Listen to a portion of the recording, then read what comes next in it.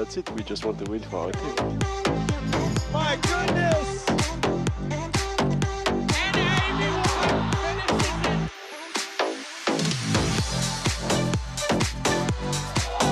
Yeah, we're just as good as the men. We're better. It's a huge point for the Bay Area. Good chance that's the #1 highlight of the week.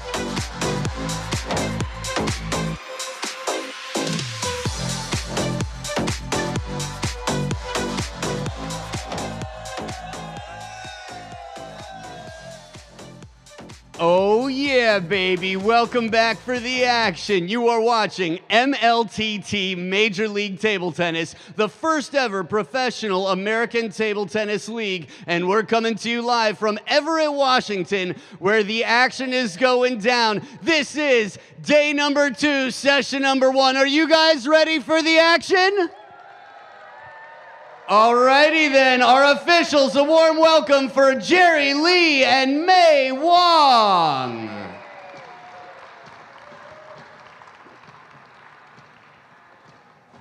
And the first team to be coming in is number 2 in a tie right now in the tightest division in the entire league. At second place, they have 163 points to their name. Put your hands together for the Portland Paddlers!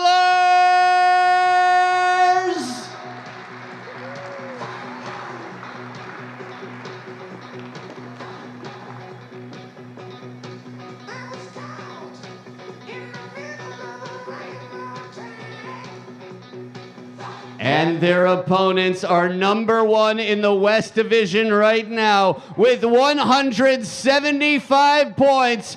A big round of applause for the Bay Area Blasters!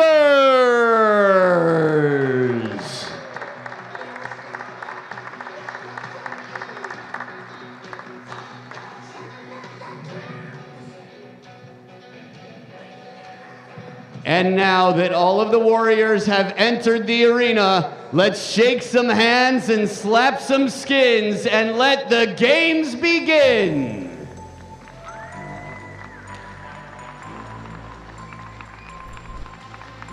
Well, ladies and gentlemen, welcome to week 11 of Major League Table Tennis here at the Angel of the Winds Arena in Everett, Washington. We are here tonight for Saturday Night Table Tennis, the Bay Area Blasters taking on the Portland Paddlers.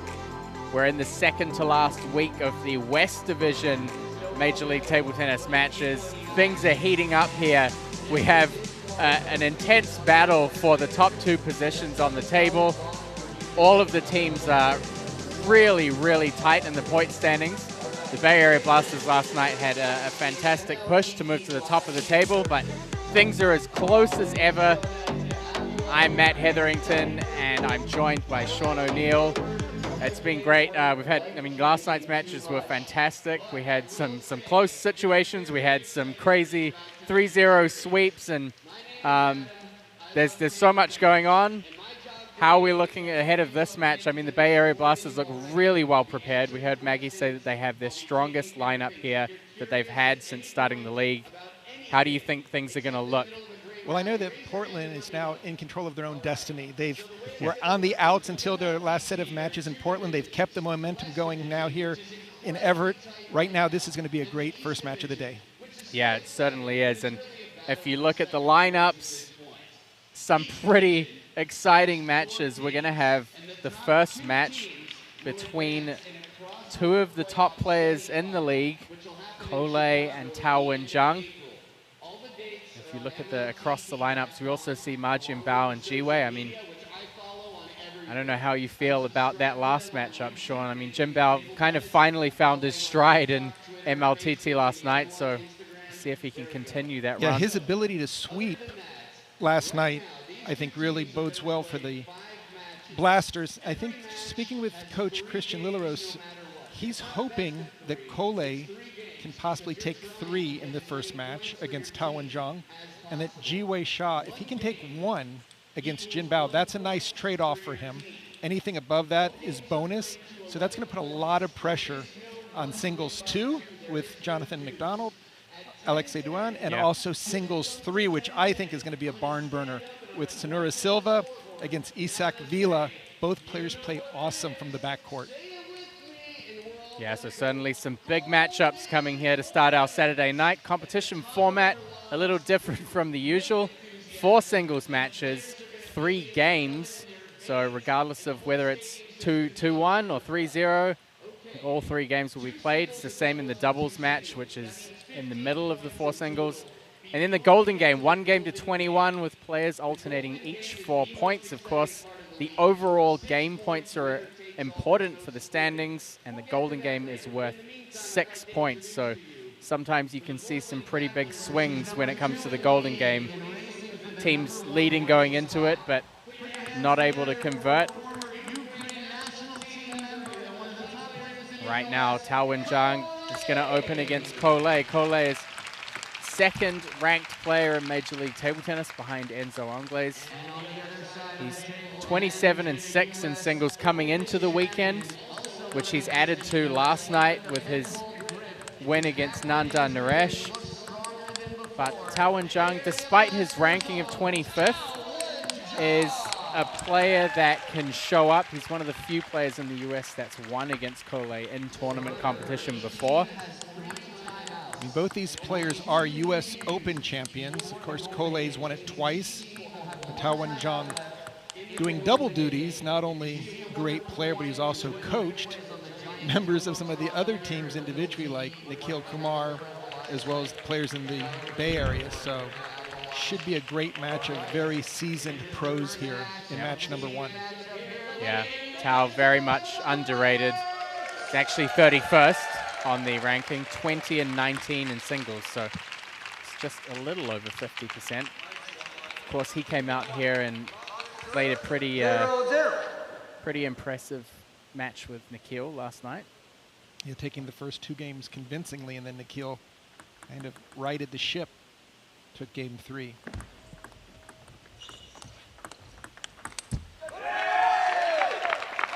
Portland and the Bay Area are 2-2 across the season, and they've had some very one-sided contests. We've had 17-4 in Portland. In Pleasanton, we had a 21-20 golden game, decided by a golden point. And then if you go back further than that, the first time they encountered each other was 16-3 for Portland. And then a slightly closer one in the middle, 13-8 for Bay Area. That was back in week 4. So it's been very up and down. I think with the 2 teams kind of bringing their best here, this should be very interesting how this match plays out.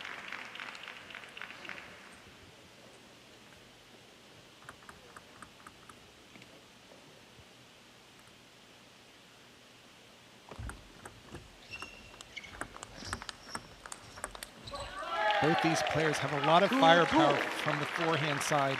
I wouldn't anticipate either one really having any difficulty with the serve. And I see a lot of placement, building of the point. But once that rally gets going, look for some big forehands.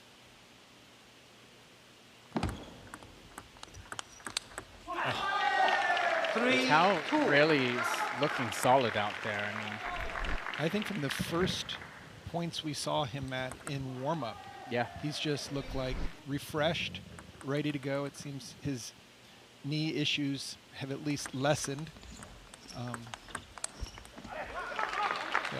Cole has just been so strong. Serve, return, first loop.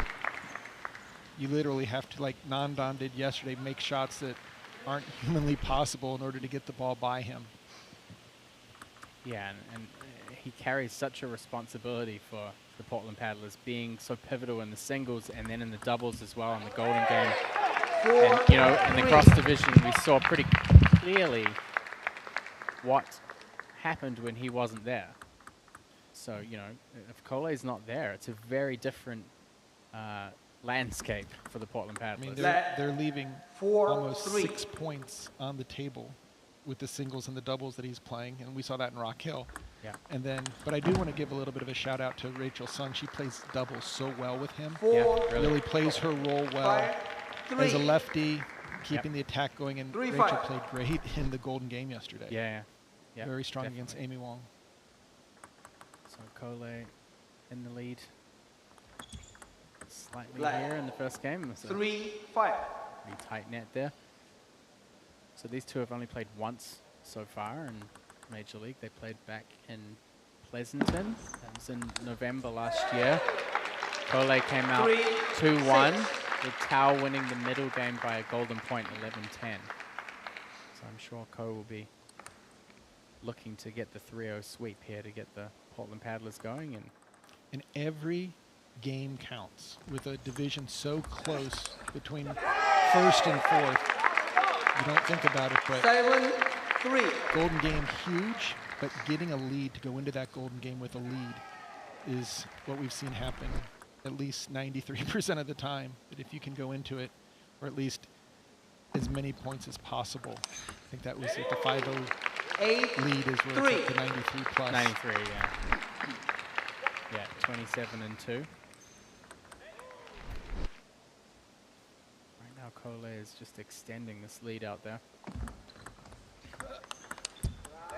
He's looking pretty solid on the third ball. We haven't really seen too many long exchanges between these two. It's been a lot of Cole kind of heading the corners, heading the middle of the table. Tao getting pushed on the defensive a bit more.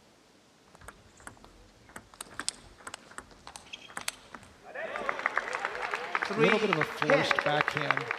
I think Tao right now trailing from 9-3 to 10-3. Trying to go for broke and get back into this game with bigger shots versus, and here we do game 1. 11-3 in the books for Cole. Gives the first point to the Paddlers. That's what Portland is looking for. Yeah, I think that it really shows you the level of Cole. When you talk about a player like Tao and Jung and the level that he has and how well we felt he played yesterday and in the warm-ups, for him to come out here and kind of be almost dismantled just really shows, you know, Cole, he doesn't look like he's doing too much out there. So it looks very seamless, very effortless. And I think the tough thing when you're playing against someone like Cole is that he's just as good on the defensive as he is on the offense. You back him off the table, he still has really good foundations. His feet and positioning and balance are always really strong. And it translates both on attack and passive play. You know, Matt, you said it exceptionally well. His defense, not as in chopping and lobbing, but blocking and controlling the rally when the other player is attacking, doesn't give him anything to work with. And then all of a sudden, any loose ball, he's going to jump on with his forehand. And wow, what a strong start for the Paddlers here on day 2. You can see that 1 point now separates them from being tied with the Texas Smash. The Texas Smash back here this evening to play the Seattle Spinners.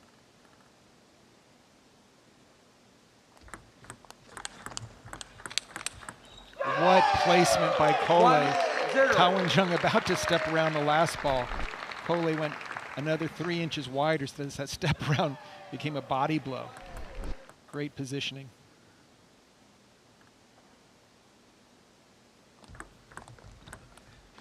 The other thing, Matt, we spoke about how difficult it is to win 3 straight. It's almost like blowing somebody out in the best of 5 since they play all 3 games. But when Cole wins the first game 11-3, it's almost that much easier to put all your effort into game 3 because you really haven't had to dig that deep. Tao needs to get something going. He needs to get some offense. There's your reminder to join the MLTT Fantasy League. And interestingly enough, when Sean mentioned leaving 6 points on the table with Cole, that's exactly what he did when he picked his lineup for this weekend. Yeah, and I'm currently, for at least our 3rd member of the commentary group, Evan.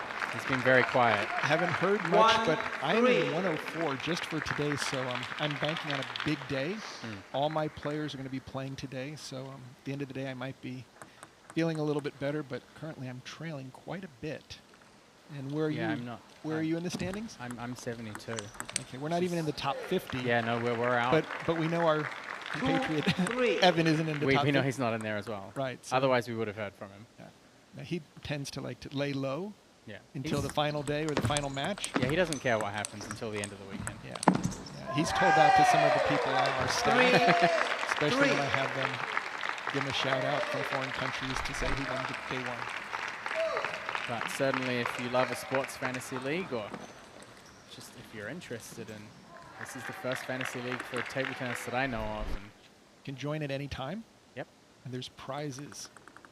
So definitely want to sign up as we get closer to the finals. And look at that forehand by Cole. Just no difficulty redirecting that energy. Tao with a nice backhand opening. Cole just sent it right back down the line.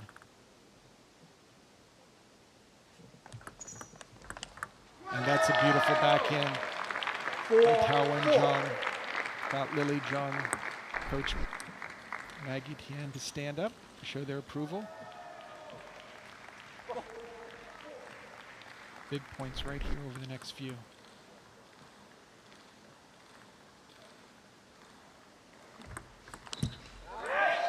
yeah, we have seen some of the top players in the league struggle to get a good start in these matches, and we talked to Margin Bell yesterday, who struggled with it probably the most, and they kind of realized they don't have much time to. Oh, let's come back on. They don't have much. They don't have time. You know, it's not best of 7. It's not best of 5. You've got to get in there and hit the ground running. So, and you don't want to spot an opponent a game at this part of the season, because literally we're going to show you match updates, team updates, as each team right now on the West Coast is within striking range. So that's a very good point about you've got to start fast, start strong, and then maintain for all 3 games, whether you're up 2-0 or you're down 2-0. That third game could be the difference going into the golden game of whether you're trailing or leading by 1, 2, 3, 4, or 5 points.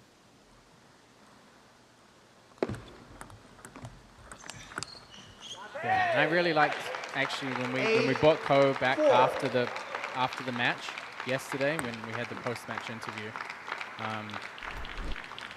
When I kind of asked him what he wanted to feel from the team, or what he wanted from the team, like obviously he has to shoulder a lot of pressure and responsibility in his game, but I was like, what do you expect from the team to get you guys into the playoff position? And he was like, just win one game. Like, just win one game. You know, one game is 1 point. 1 point makes a difference.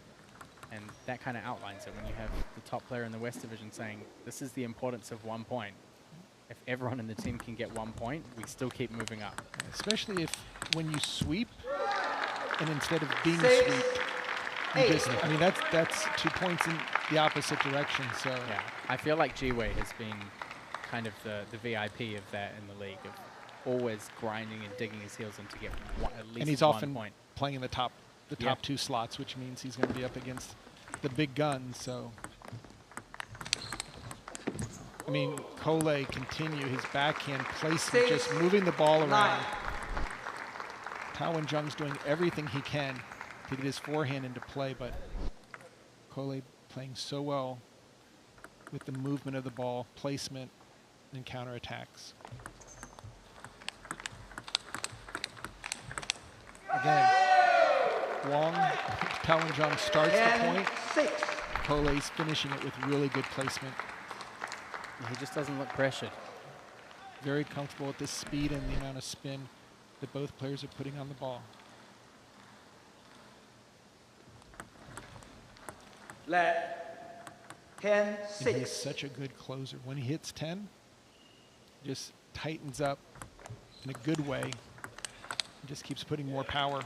11-6. Game 2. Second game, 11-6. Cole takes a 2-0 lead here in the first match of the Portland Paddlers versus the Bay Area Blasters here in Everett, Washington.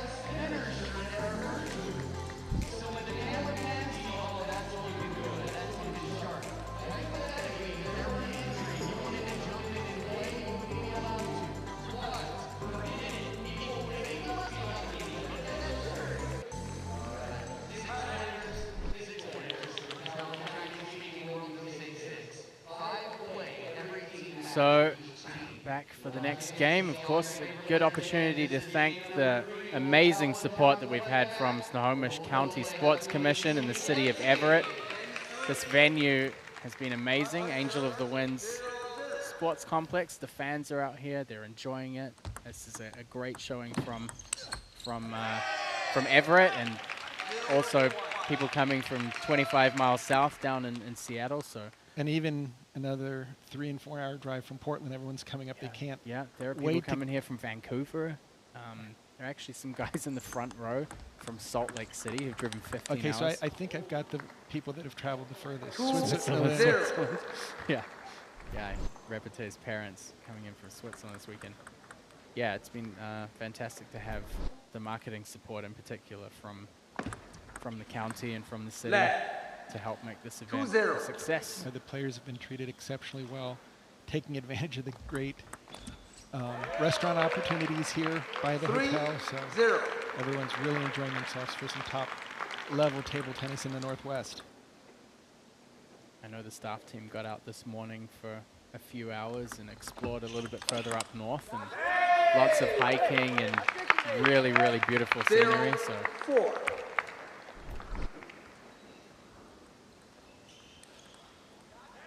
What a strong start for Cole. Not just games 1 and 2, but now game 3 up 4-0. It's a nice backhand down the line by Tao and Jung.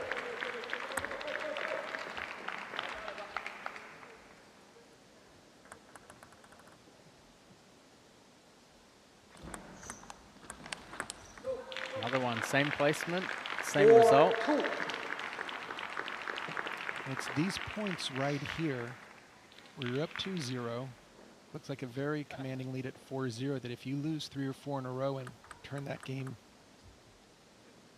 into an opportunity for the player that's trailing to get back in. There's a net balling out, so Cole with the 3-point separation and changing ends of the table. Next up in the second singles match, Alexis Danan from France for the Bay Area Blasters taking on Jonathan McDonald from Sweden. That should be a pretty interesting style matchup in that match. Just seems that Tao and Jung is forcing the offense where Cole is just taking his time, waiting to see what's going to happen, and then reacting or responding to those, I'm not going to call them soft openings, but balls that he can do something with. Taking very little risks. Yeah, I mean, I think when we've seen both players kind of playing at 60, 70% in the rallies, Tao's just lost so many of them, he probably feels he needs to do something more. Right. There's that backhand down the line to the forehand again. 7-3. 3 points he's won. All 3 of them have been from literally the same shot. Cole putting a ball out of the match. It cracked on him, so he dented it and took it outside the court. Oh, there's a backhand. 8-3. It was about twice the speed at the last 3 that Tao had sent down the line. Oh, he goes for it. Jung cuts wide. It's one of the difficult things about playing Cole is not being able to return his serve, but being able to return it with some kind of intent behind it to stop him from attacking the next ball. Not many players are able to do it. It's so difficult to keep short once it comes off the end of the table, both forehand and backhand. Just look at the placement. 2 to the middle, 3 to the middle, 1 to the wide backhand. It's so difficult to turn that into an offensive counterattack.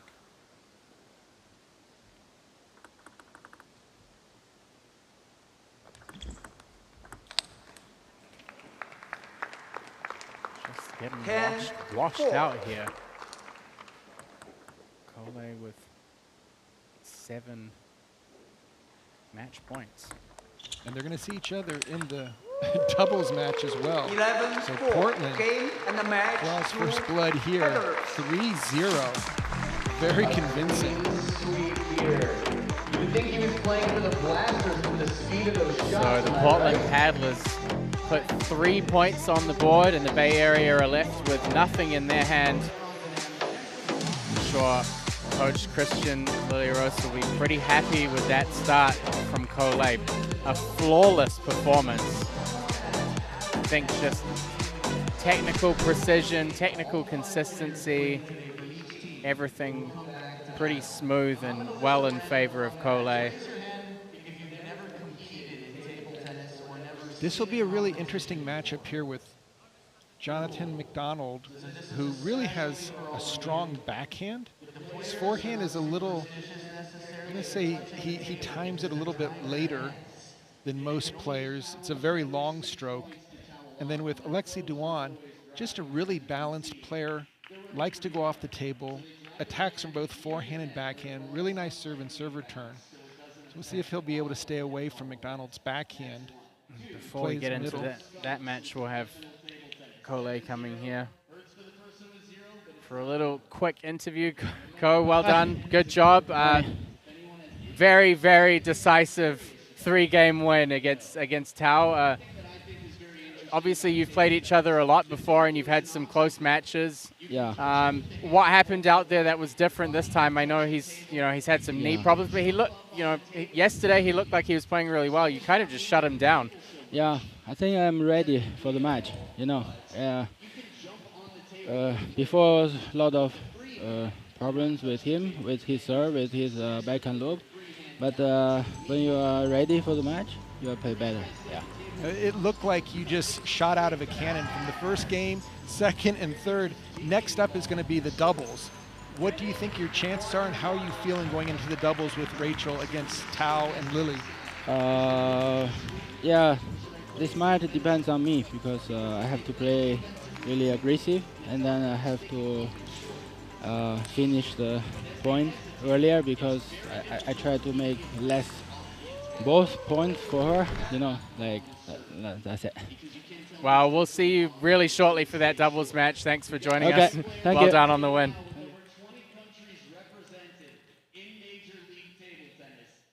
So as we said before, Alexei Duan taking on McDonald from Sweden. The other thing, Matt, that I have seen in both of these players, Alexei, always positive. No matter what the score is, he's always self-encouraging. Sometimes McDonald can get down on himself. Sometimes he can look like he's hanging his head, and if things aren't going his way, he's had some great upsets. I mean, when he beat Tao and Jung, that was huge for the Portland team. They never expected that. So I wonder if the difference will be that emotional control and also that self-encouragement. I think Duan's able to combine placements and a little speed quite well, so he can probably put some pressure on, but both of these guys are also really consistent. Right. I think McDonald's serve is also a little more aggressive. He tends to play a deeper serve. We've seen that in some of the Golden Games where after losing to the player 3-0, actually swept them in the Golden Game. Yeah. Very strong backhand. Can mix it up well. That's a nice deep push. And then here comes the forehand. And that is a great backhand loop that we saw Alexei do yesterday against Hagberg. Yeah. Just solid, just set it up, and it was like, this is a normal shot. This isn't against the back of the court. Yeah, he was so comfortable backing off the table and kind of just fishing out there and adding a little topspin to the ball. But when push came to shove, he was able to execute on some phenomenal backhand counters from more than halfway back to the barrier. He put so much pressure on Hagberg yesterday that Johan was kind of relegated to taking big swings on the golden points.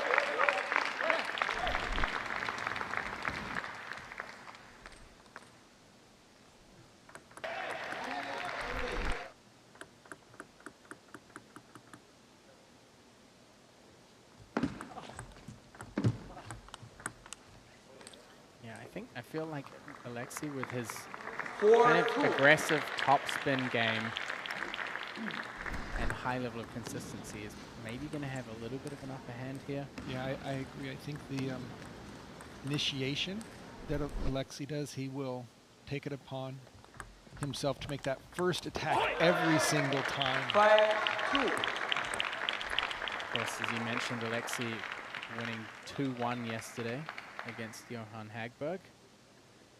He's 12-9 in singles coming into the weekend, so be 14-10 after yesterday. We're beginning to see the separation right here of the tactics of Alexei, just constantly making that first loop, forcing McDonald to play off of his offense. McDonald is currently 43rd on the standings, 14-25 in singles, so 36%. He's 48-43 in the Golden Game. So as you said, you know, having that more aggressive serve is, for lack of a better word, served him well in the Golden Game. There it is right there. Oh, just great placement by McDonald. Oh, no way, no way. Big point, big play by Jonathan McDonald. What placement. Look at that hook forehand that came in. Set himself up perfectly. A Swedish return a la Jan-Ove Wagner, playing on the inside of the ball to the open court after a loop around the net.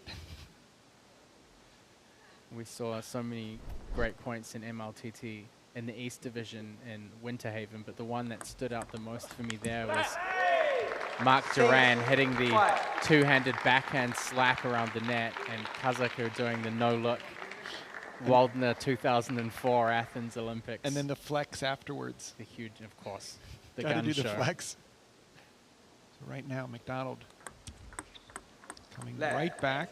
6-5. Yeah, mentally it's amazing sometimes what 1 point can do as well. Duan's looking a little bit more stagnant, less hoppy, and before the point. That would be a tough ball to reloop. 5-7. Duan, very smart, getting that first spin in and keeping it so low. Drops directly after it lands on McDonald's side.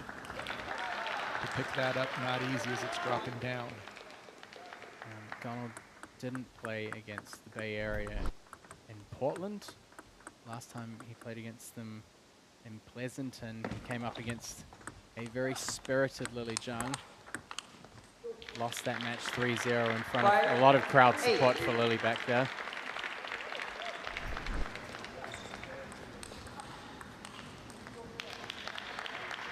As I said, in the first week of the competition, McDonald won 2 golden points to win 2 games against Tao, but then took the third 11-6 of 3-0 over Tao and Jung.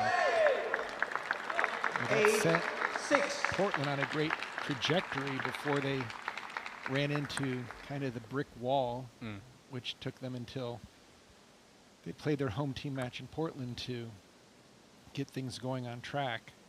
They've kept that momentum going. Again, Danan just doing the dirty work and getting that first loop in at every opportunity. Yeah. Yeah, you see very few unforced errors on the first opening from him, and great rotation, nice arc on the ball, lots of safety, but it's not a soft ball, it's not a weak ball. And he's placing it well. Yep. 7-9.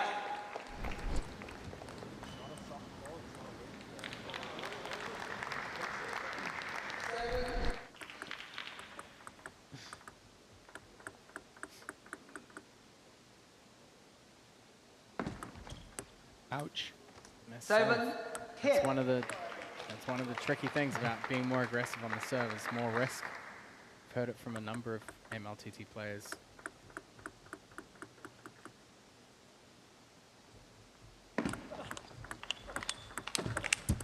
And there's the deep serve that does pay off. 10, McDonald, 8. anytime he plays that deep serve, he is so ready to keep the attack going, which makes that pattern or that sequence so effective. Great to see a lot of spectators in tonight from the Seattle and Everett area, from the clubs around here. Had a big effort from the team here, and some good local promotion on 10, 9. TV and in the media. It's definitely a great turnout, both in the VIP and in the general section.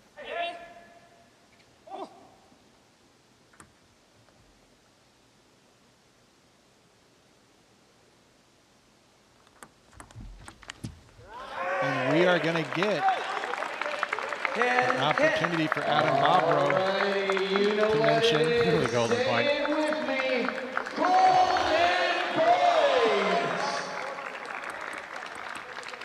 So it's literally 1 point decides all. That's the way Major League Table Tennis rolls.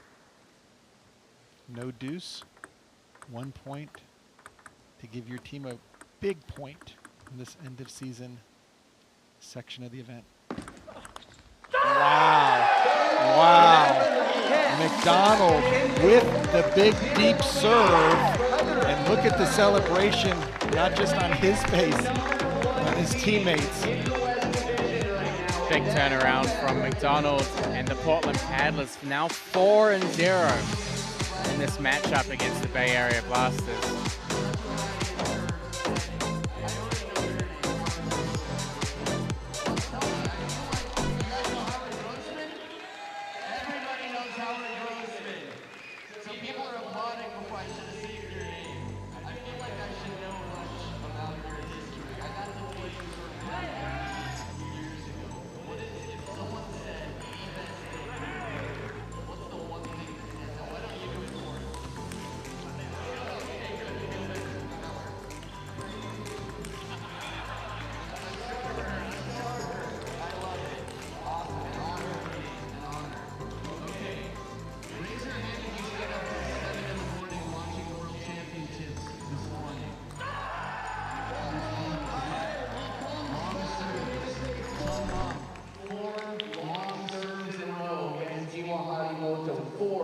To win the national title for China.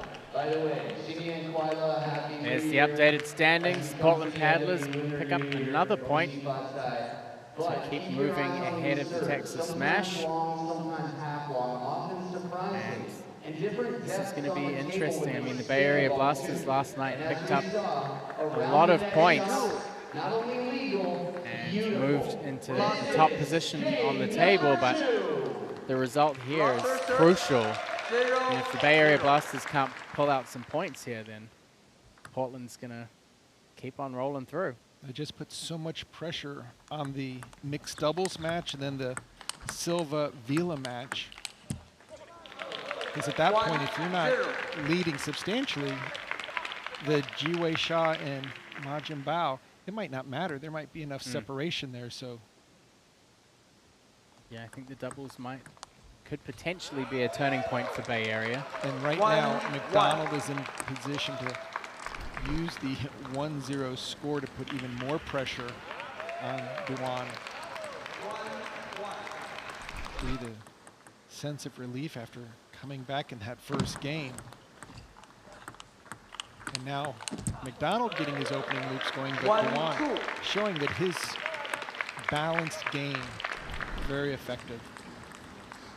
Keeping the ball in play, moving it around. And McDonald, about a week from now, will be playing the college table tennis regionals. He's at Texas Wesleyan. 1-2. He's going to have a busy season. Of course, our next round will be in Wichita for the Western Conference. Got a little time before that one. Oh, look at that puts block it away by Duan, just ready for the cross court, and just gets his racket on the ball, paddles it cross court. Now has a mini break with the serve. Wow. Duan tries long and fast to the backhand. It's a tough spot to try and catch Jonathan out. Well, that's his strength, so serving directly into it and almost hitting his paddle.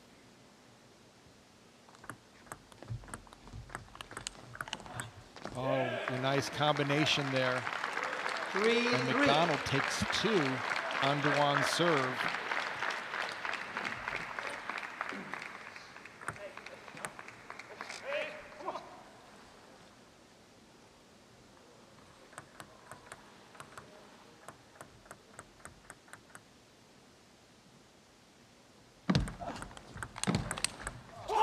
Danan again with that snap counter early in the bounce on the forehand.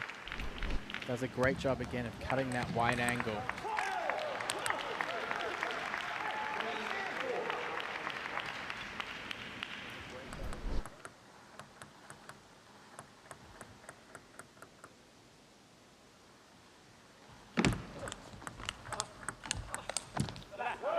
Again, both players very aggressive off their serves, happy to get into a rally. I think that Dawan's footwork slightly stronger, but the reach that McDonald has, being as tall as he is, really helping on those deep forehands. And I think the energy, Matt, from both teams, so important. They both won big yesterday, and they're just trying to keep positive energy, a lot of momentum. I mean, Portland's got to know that given the Bay Area Blasters have their strongest lineup, they have Tao, they have Wenzhang Tao, and they have Lachine, all 3 together at the same time for the first time. And they have Sonora as well. They've got to feel like this early advantage has to be capitalized on. If McDonald can get some more points in here, it could mean the difference between winning or losing. Now, both teams have shown a lot of unity, teamwork, and confidence and belief in each other. It's not easy when Cole comes out, takes the first 3 with a sweep, and then McDonald steals game number 1. It's these points right now.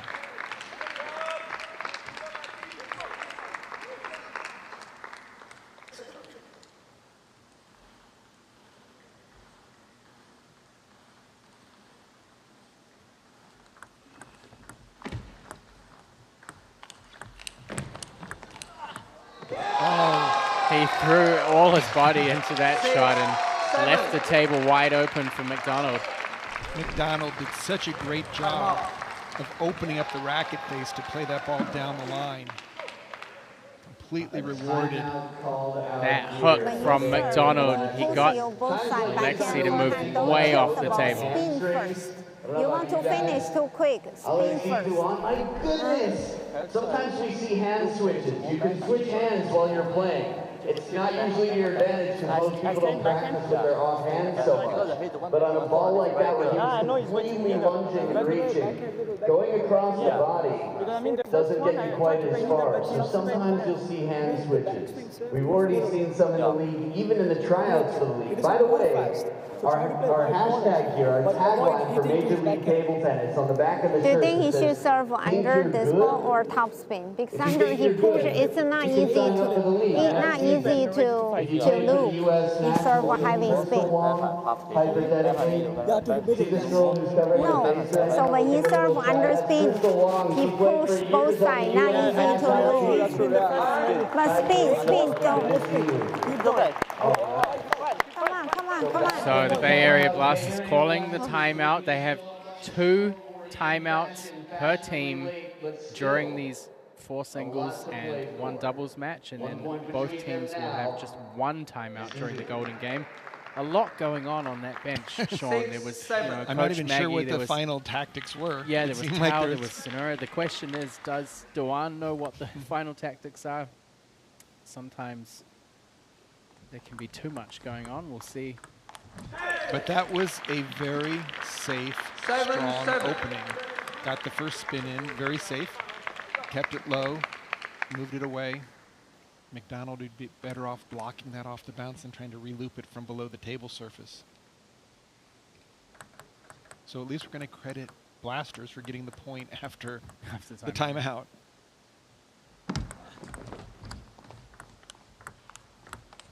There's a safer block there.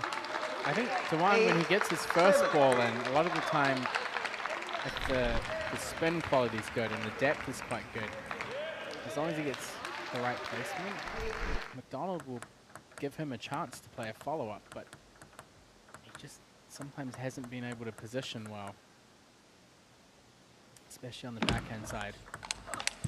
And again, McDonald with the deep serve, just challenging Duan to get into a kind of a knockout type of rally where both players are going to be bringing the big guns. And a 2-point lead here in game 2.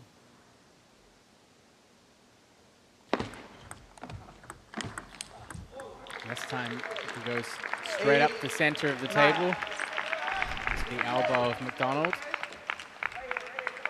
And typically when you're playing against somebody who's as tall as McDonald, you want to go for that elbow more often. I think a lot of the time we've seen Duan playing out to the wings, and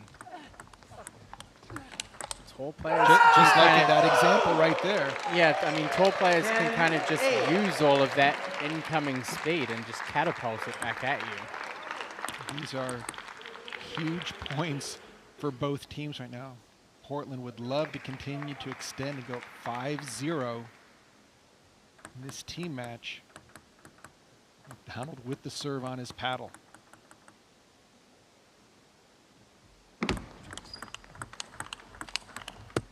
Goes long and fast Duan, just punishing that backhand. Yeah, and just, I mean, you can see the intensity. Duan knows he's got to do something strong. He can't just put it on the table, especially with the way McDonald plays off of his own serve. I'm sure he would love to pull back the points and give himself a chance to get McDonald some go for golden another deep one? revenge.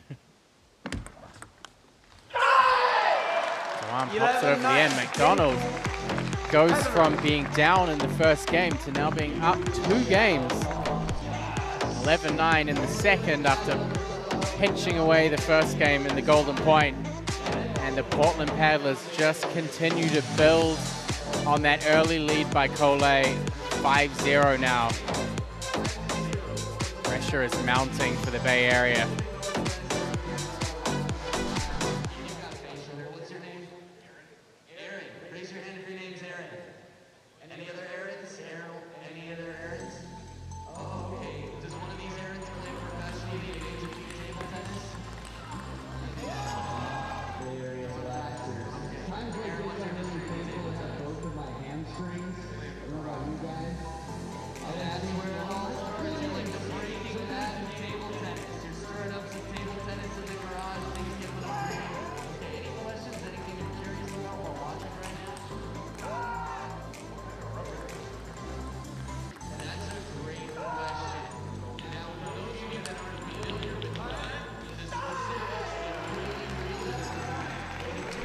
So players heading back. McDonald 2 games to 0 right now.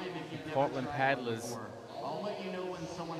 creeping up on the Bay Area Blasters, who so far haven't won any points in this match, to try and build on their lead that they opened up yesterday. And adding points of separation with the Spinners, who will, of course, be playing the Smash this evening.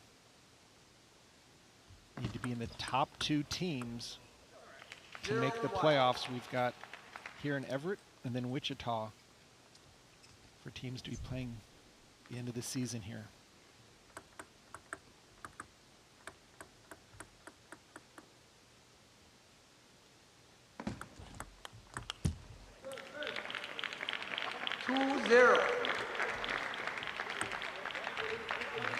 Duan has some responsibility on his shoulders here. They're already into the end stages of the second match and haven't put a point on the board yet. Left. 2-0.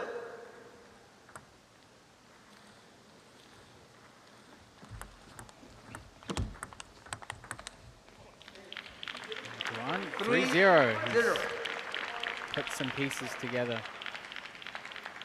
I genuinely don't know if that timeout helped him in the last game. I think there was just too much going on the bench.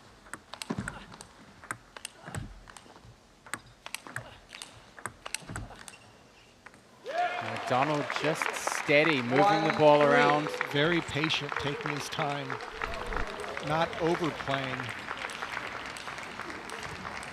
Great job countering on the forehand loop that came back from Danan. Kept him back from the table.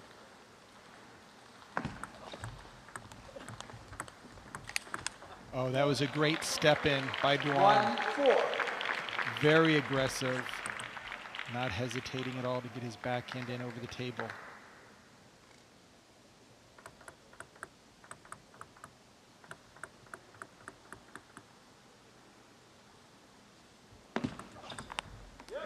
And the service game of McDonald has continued to score him points.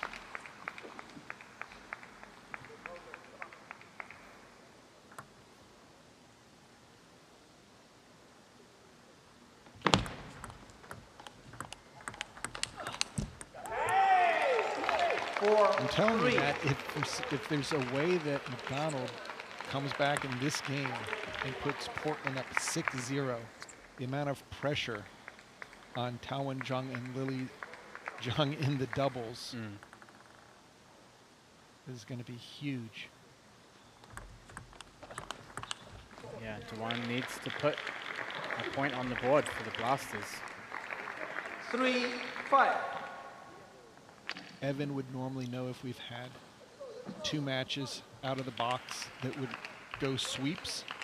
I don't know if we've had any where a team's gone up 6-0, maybe when Portland trailed No idea. against Carolina and they lost 20-1. There would have been an opportunity for the number of sweeps there.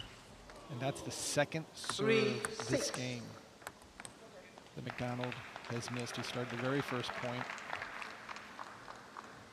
So Danan, a little bit more breathing space. Yeah, can he maintain the lead though? That's the real question. Oh, just clips the edge, but quick hands from the Frenchman. 7-3. And he's been making that shot, the quick off the bounce on the forehand. I think honestly that shot's given McDonald much more trouble than when he's backed off the table and played forehand counter.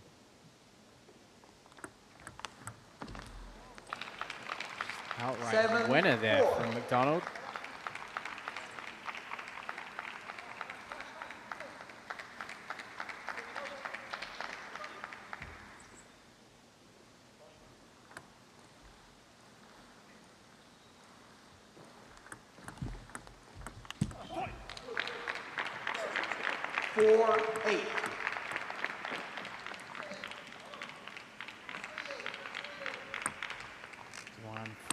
In the lead now. Big chance here to put the Bay Area Blasters on the board. They've got to alleviate some of the pressure on their third and fourth singles players. And this is where McDonald has been kind of that sneaky player where he's trailing, but he just gets a couple points here and there, and before you know it, that lead evaporates. And then his deep serves come in.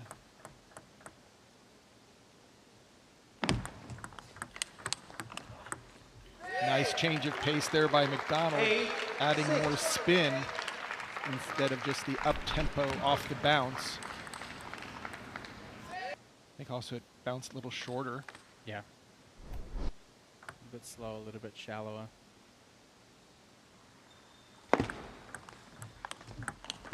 Oh, what a big forehand down the line. And that sent a message to Alexei Duan.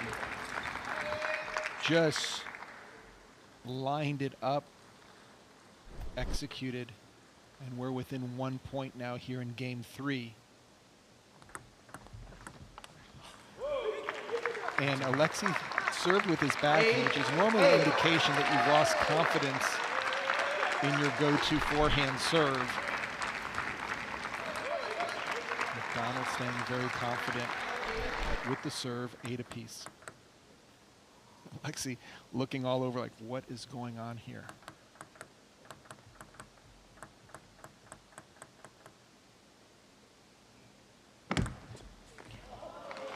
Number 3. 8-9. In one game. Couldn't be a worse time for it for McDonald. Well, I suppose there's all this, the golden point, but that would not a great time, that's for sure.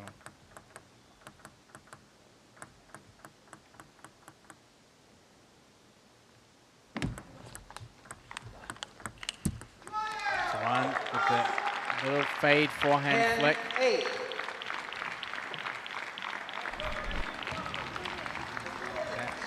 That missed serve is going to potentially cost McDonald this game. He'd be up 8-7 without it.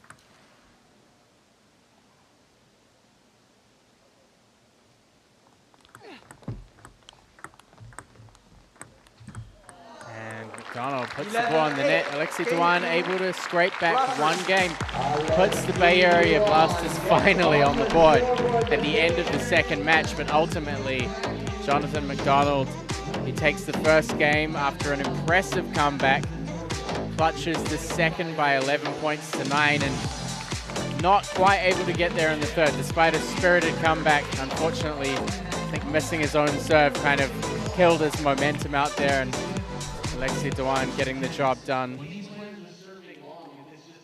Definitely, I think that if we had asked Coach Christian Lilleros, would he take the 2-1 victory, regardless of the missed opportunity in Game 3, he would take that every time just to keep the momentum after Cole's sweep. So McDonald should be happy. We're going to get a chance to speak with him.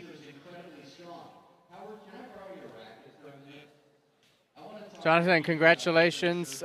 Solid performance. First game and the third game, both of them you were down. You fought your way back. Obviously, you were able to win in the first and then capitalize in the second.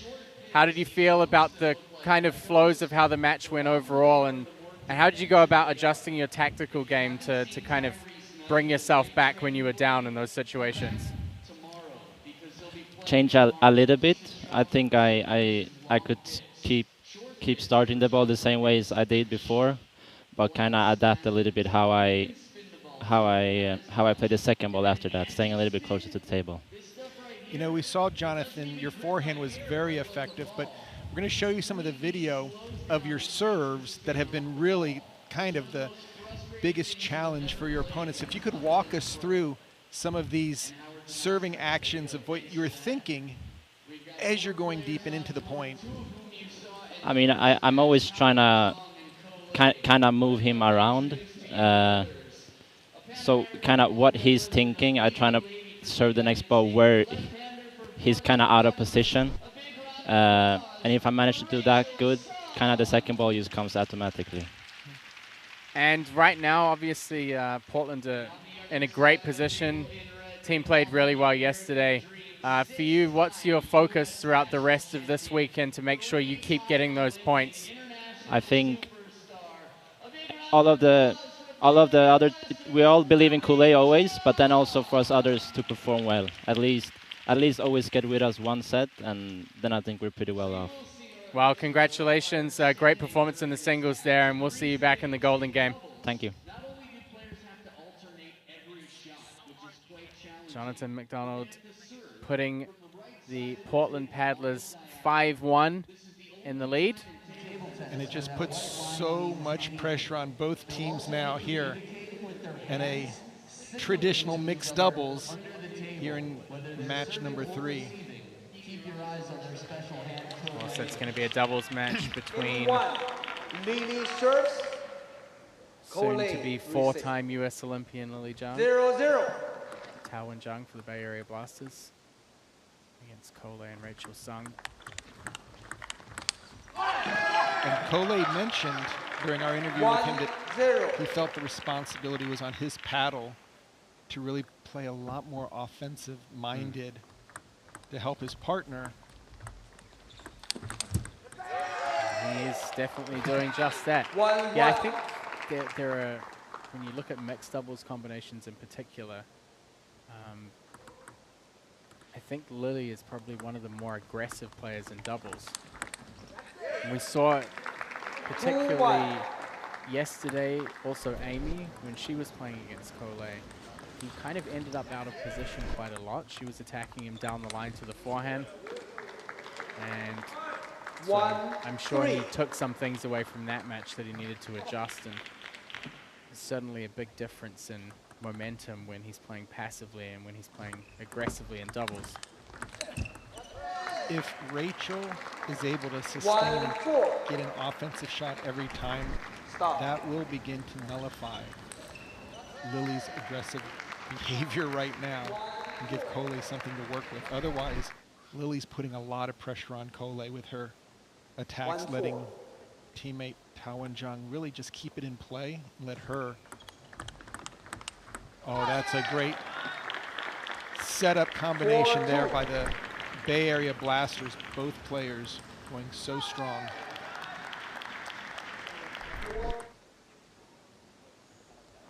Yeah, yesterday was the first time that we'd seen Lily and Tao playing doubles together. So while Rachel Sung and Coley have performed well so far in the West Division, this is a matchup they haven't come up against before.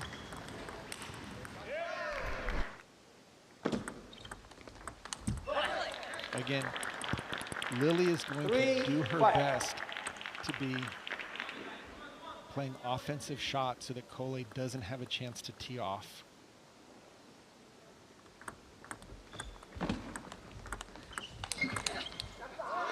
Now, Coley and Rachel Sung have never lost doubles to the Bay Area.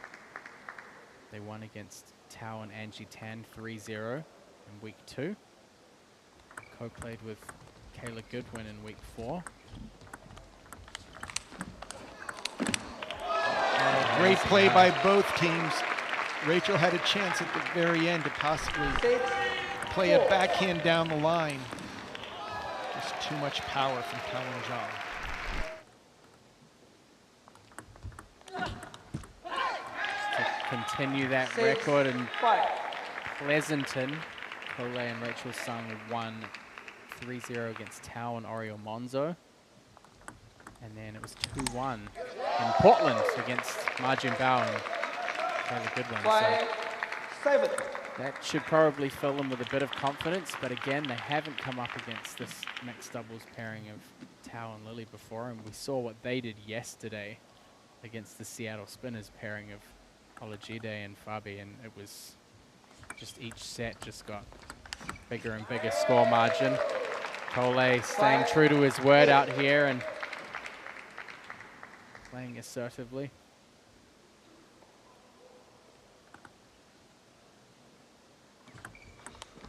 Oh, again, Rachel making the most of her opportunities. Very strong opening attacks, and that backhand was very well placed, and then putting pressure 10-5 on Lily to go for too much on the serve return.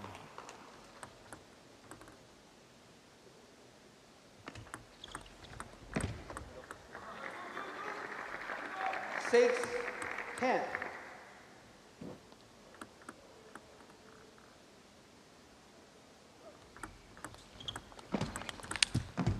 Rachel Sung, impressive finish there against the flick of Tao and Jung. Comes in, backhand counters, 11 points to 6 for the Portland Paddlers duo. Coley and Rachel Sung looking to continue their undefeated record against the Bay Area Blasters in the doubles.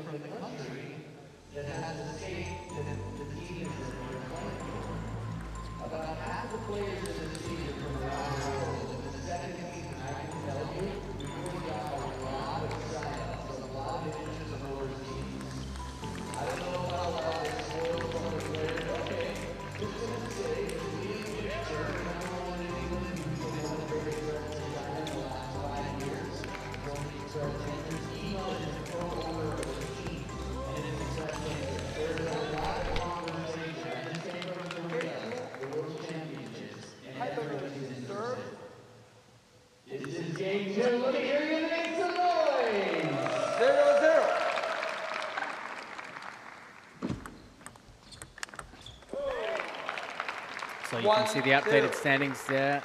The Portland Paddlers closing that gap. They are still 7 points behind the Bay Area Blasters. Bay Area had a big win yesterday against the Seattle Spinners that really gave them some separation at the top of the table.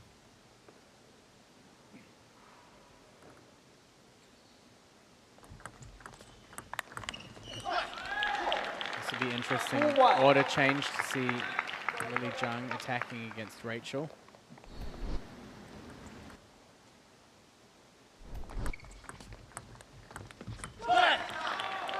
Bit of pressure on Rachel to try and make the ball difficult for Tao. But this order does favor Portland when Cole is playing into Lily versus into Tao. 2-3. So they really, Portland over-delivered in game 1. If they get this game, and that's the problem there. Yeah. When Tao makes a strong loop, Cole can step back, use a little bit of the pace to give Lily a ball that she's not going to see as often when she's up close to the table.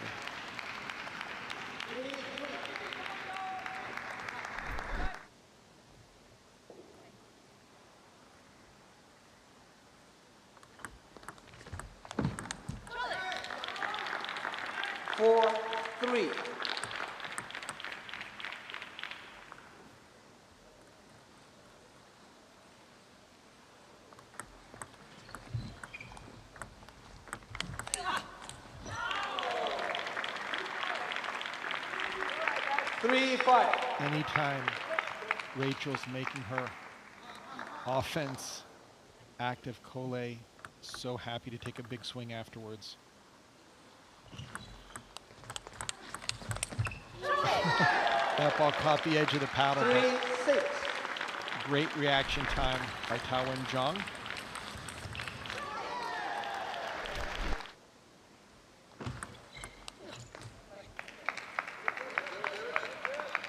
This is a good opportunity also for Tao to redeem himself a little and put some points on the board for Bay Area.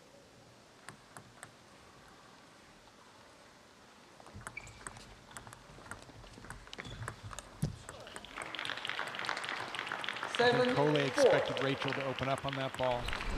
Just pushing it once again. Yeah, he doesn't want to be in a position where he's on the back foot. Very hard to play aggressively in that way. And it's there's a better nice play. Cole's not giving anything to Lily to work with, so Rachel will have a chance to counterattack. Just has to be active with her footwork. Make sure she's not playing directly into the paddle of Tao and Jung because he's so good at redirecting the ball, especially with his backhand down the line. And that's heavy spin by Cole. Lily got that on the middle of her paddle and it still missed the table by about 3 or 4 feet.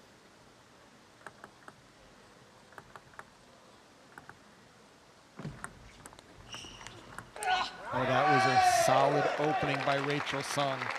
7-7. Good use of her legs.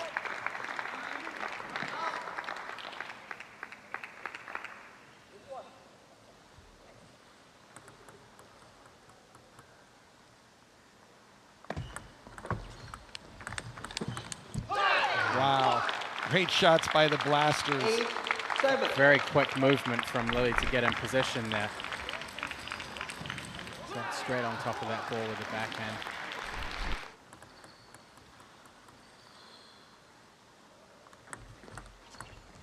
And Tao trying to keep the ball short. That's a little too fine. Well, Rachel has done such a nice job of getting those opening loops that really set Cole up to finish the point. Rachel with the serve. Oh, nice going half-long for serve. broke. Yeah. 9-8. Tao was expecting a slightly shorter ball and had to step back.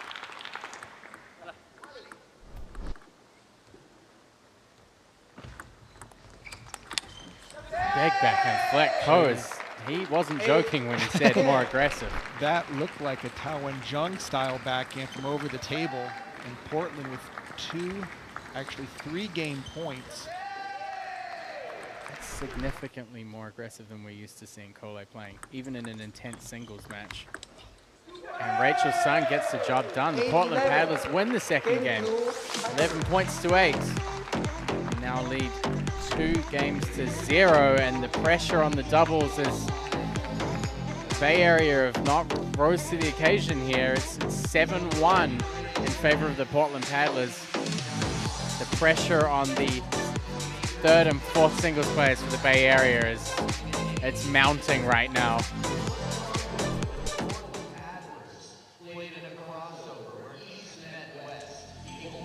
Paddlers right now, toughest thing is to figure out how to do the high fives with everyone during the doubles break, but Rachel Sung, Cole showing teamwork and just making it almost like a singles player out there, the way they're putting shots together.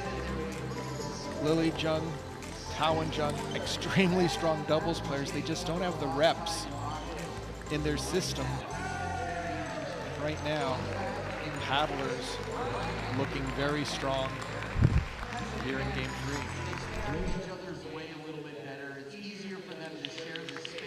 See some fans in here. I think the blue Major League Table Tennis t-shirt is the fan favorite this evening. I can see at least 7 or 8 from where I'm sitting here. mltt.com/shop. Find all of that. Right now the Bay Area Blasters backed against the wall. And you can see a little bit of a 1-0 headbutt on the table there. Cole had the shot.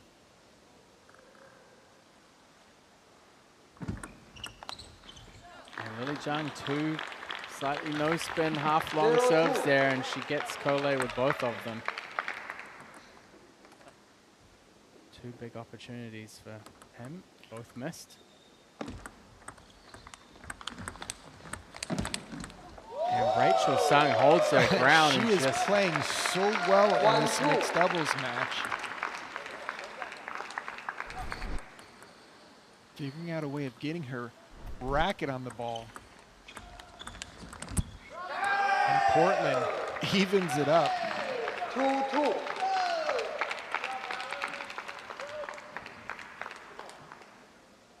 First half of this game will favor with the Blasters. Tao playing into Rachel. 3-2. It was actually quite funny before the match started. I've been going around trying to play one golden point with all the players here, and I haven't played Rachel yet. And Tyrese actually said to me, if you play to her backhand, regardless of how good your position is or how hard you think you can hit it, you're in trouble. It's going to be over. I saw her warming up with Tyrese and blocking his big loop So repeatedly. looks like Tao's been suffering the same problem. I mean, he's putting so much power into that ball. And Portland off the bench, they realize how important each one of these points is for their team. And look at Rachel with the backhand. 3-5. Jiwei, Tyrese, Christian, completely pleased with how. I mean, how can you not be? I mean, this is I'm going to give run. Rachel the MVP if Portland is able to hang on and sweep this match, because she has been playing big on both the offensive and the reactionary defensive positions. We'll definitely see how things play out. But the next singles coming up is between Sonura Silva and Isaac Vila. Sri Lanka versus the Dominican Republic. Sonura didn't play yesterday, but unreal athlete out there. And oh, look at that backhand by 6-4. Rachel Sung. I'm not even sure what serve I would tell Lily to do at this point. 7-4. it's crazy to see the separation. I mean, you look at what Tao and Lily did to Olajide and Fabi yesterday, and now it's I mean, that's happening. The degrees of separation are 5, 7. crazy. but I mean, the Blasters are just making great shots, and Portland still has a chance to return the ball.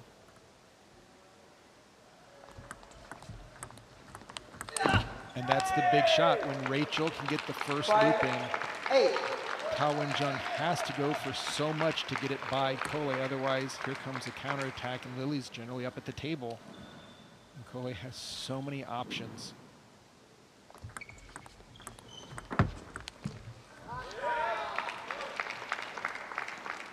Nine, 5.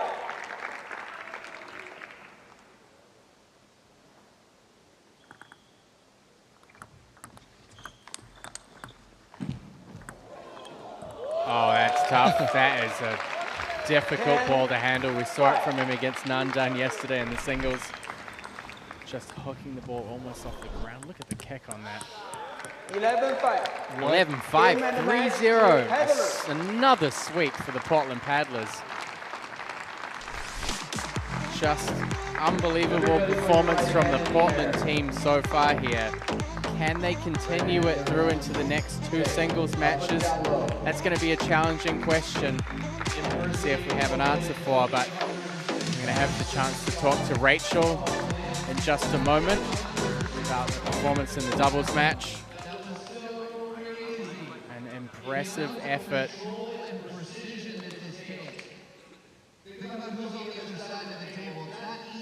Rachel, congratulations. Really, really great match from you guys. I mean, you know Tao and Lily really well, obviously. Going into the match, did you feel more pressure? I mean, did you expect to be able to win 3-0 against them? That was definitely really unexpected because they're both extremely strong players, and it was our first time playing against them. So I think we went in with the mindset that we're just going to try our best and not hope for any results, but really happy it turned out the way it did.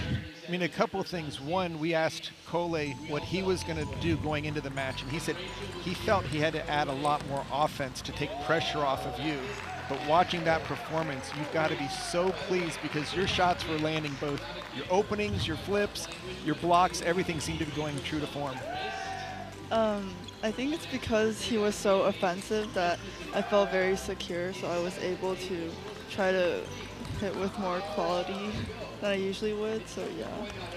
And heading into the Golden Game, I mean, obviously you've played really great doubles matches throughout the season. What kind of things do you have to change when you go? I mean, obviously you're not playing singles that much. What do you have to change going out of a doubles match to make sure that you play well in the Golden Game? I think it's mainly just the pace of the rallies, because it's very different when it's just one person playing. So definitely just during the warm-up before the match, I'll try to play more serve-free and just try to get more in the rhythm of being one person. Perfect. Thank you, Rachel. Thank you. Great interview. Awesome job. A great performance there. Portland Paddlers just dominant so far. Tough singles lineups coming up. Obviously, Sonura Silva, number 4 on the MLTT rankings, which you would never have guessed it when he was in the free agency pool and was not drafted to a team. That a player like Sonura could end up 23 and 13 in singles, 64%. And he's 45 and 24 in Golden Games. So this is a player that was not drafted in the beginning of the season to a team. He played for the Princeton Revolution as a player that was picked up as a substitute out of the draft pool. Made a really great impression in his matches there and was picked up permanently by the Bay Area Blasters and 4th in the league. I mean, well, I think a couple of things is in the 3-4 position, mentally he is so strong, but really his game lends itself to MLTT, where you've got to play all 3 games regardless of the score. If you go up 2-0, you've got to bring it in the 3rd game in order to give your team a chance to sweep. And that's really his strength. But I am going to say, after watching Isaac Vila play this weekend, I've got a new appreciation of how strong his game is. Just both forehand and backhand has really been landing. Look for these guys just to go toe-to-toe from the midcourt. 0-2. Isaac Vela started this weekend with a 3-0 win against Ishant Mabaka. Now, size-wise, Vela is a lot taller and bigger. We've seen Sonora play so strong from the backcourt, really relying on his footwork to keep that offense going. So this will be a great match with both players. Happy to challenge the other player shot for shot from the midcourt and backcourt. Yeah, Sonora's footwork is so quick around the table. Probably some of the best footwork in the league, I would say. He can get away with a weaker return because he can run down. Look at that right now. Yeah. Just transitioning from a block to a re-loop up at the table. I think speed's going to be such a big factor. If Sonora can formulate the right tactics against Vela in this match to get his speed to be the big advantage for him, then things like that could happen. 3-3. Isaac Vela ends up on the floor with that shot off balance. We've seen that in earlier matches, especially when he was playing against Amy Wong in one of the mixed singles matches. Big counter.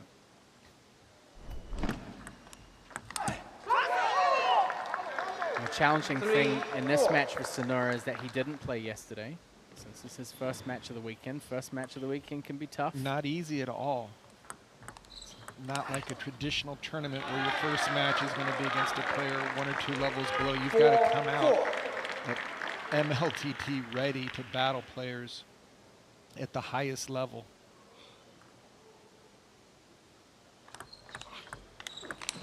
Oh, look at that.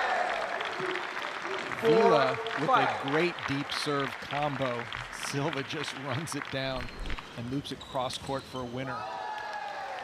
So these two met in week 4 of Major League Table Tennis. That was during the Bay Area's 13-8 win over Portland. Sonora winning 2-1 over Isaac Vela. Vela winning the first game 11-9 and Sonora 11-10, 11-5. So very close games. Definitely could have gone either way. Yeah, 1 golden point. Yeah.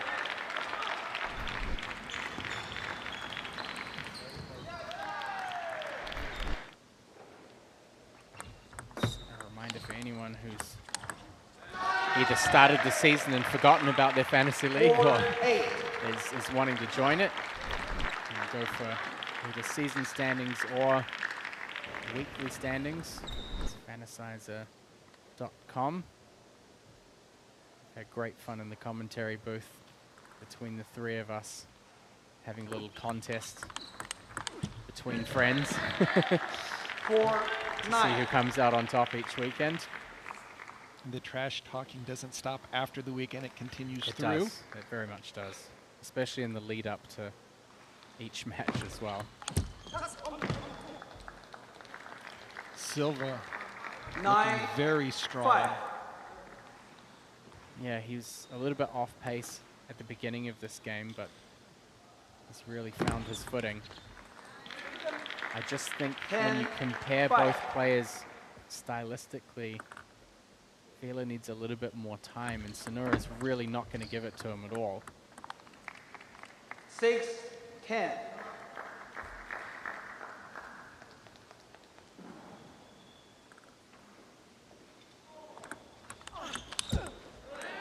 And Sonora Silva takes the first game. Now, important to note here that the Bay Area need to win every single game remaining here just to get to 8-7. So there's no chance for them to have the lead going into the Golden Game already. And we still have 2 matches left to go. So Portland's start here is already going to pay dividends for them going into the Golden Game. That puts a lot of pressure on the Bay Area Blasters. Even 1 game lost here by Sonora is going to take them from a 1-point deficit to a 3-point. Marjin Bao drops the game in his match. That takes you to a 5-point deficit. We've seen teams come back from 5-point deficit before, but the win rate for teams, difficult, very difficult to come back from. So every game from here on in is incredibly important for the Bay Area Blasters. They cannot afford any slip-ups here. think it's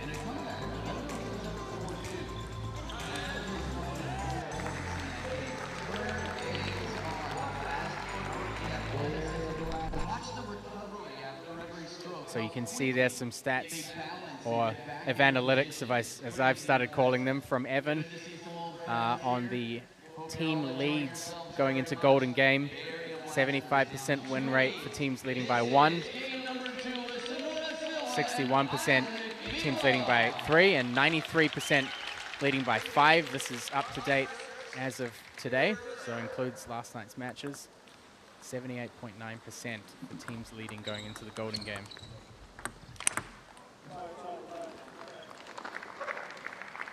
1-0.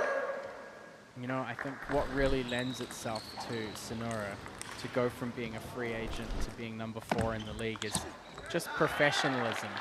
You look at how he approaches the matches coming into the venue for practice. You look at how he approaches them coming in for the matches. The physical training work that he's doing. I mean, even watching him in practice on the table, very intense, very focused. Maybe not on that shot, but in general. But I would encourage him to take that shot every time. He set it up well, worked the point, had a chance to go for it. But I definitely agree. I agree with you, Matt. You see him whether he's on the bench, cheering his teammates on, his preparation. As all these teams come in and we've got practice tables for them, and they normally will play once or twice before their matches. He just is really kind of a consummate teammate. He's out there doing everything you could expect of him in order to be in a position to win. A little bit open and flat on that chop shot from Sonora. Needs to check with Tyrese to get that backhand chop to bend a little bit more.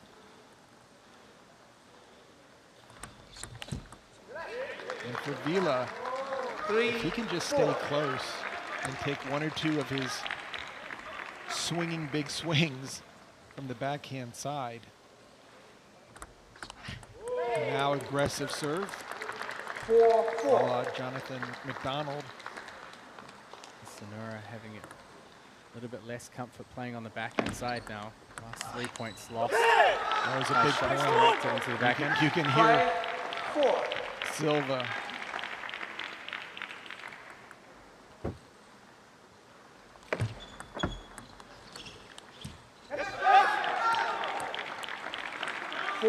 Right shot for Vila. He has to get that forehand in. But Silva with a very heavy underspin push.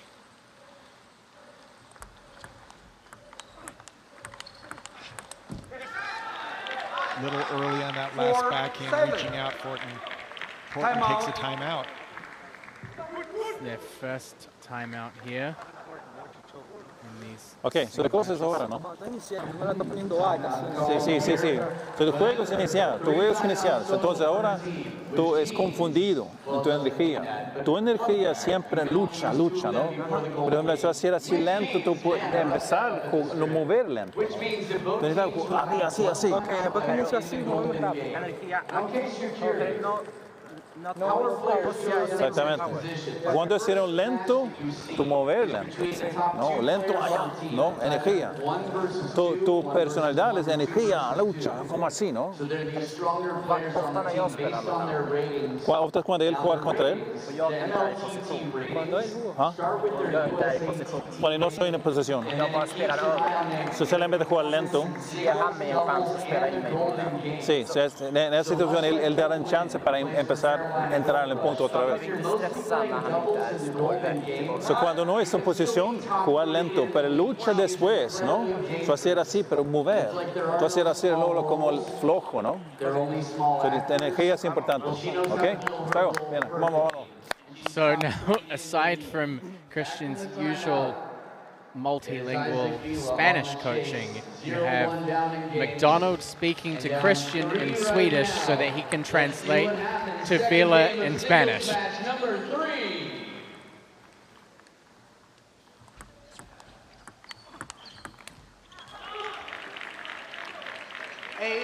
Vila getting very agitated. He wants to win so badly. You have all your teammates just scoring points. Oh, that's going to be a tough one. The high push isn't generally that effective. Yeah. A bit more compact on the backhand winner from Sonora. Overhits. Timeout. Not paying dividends out here in game 2.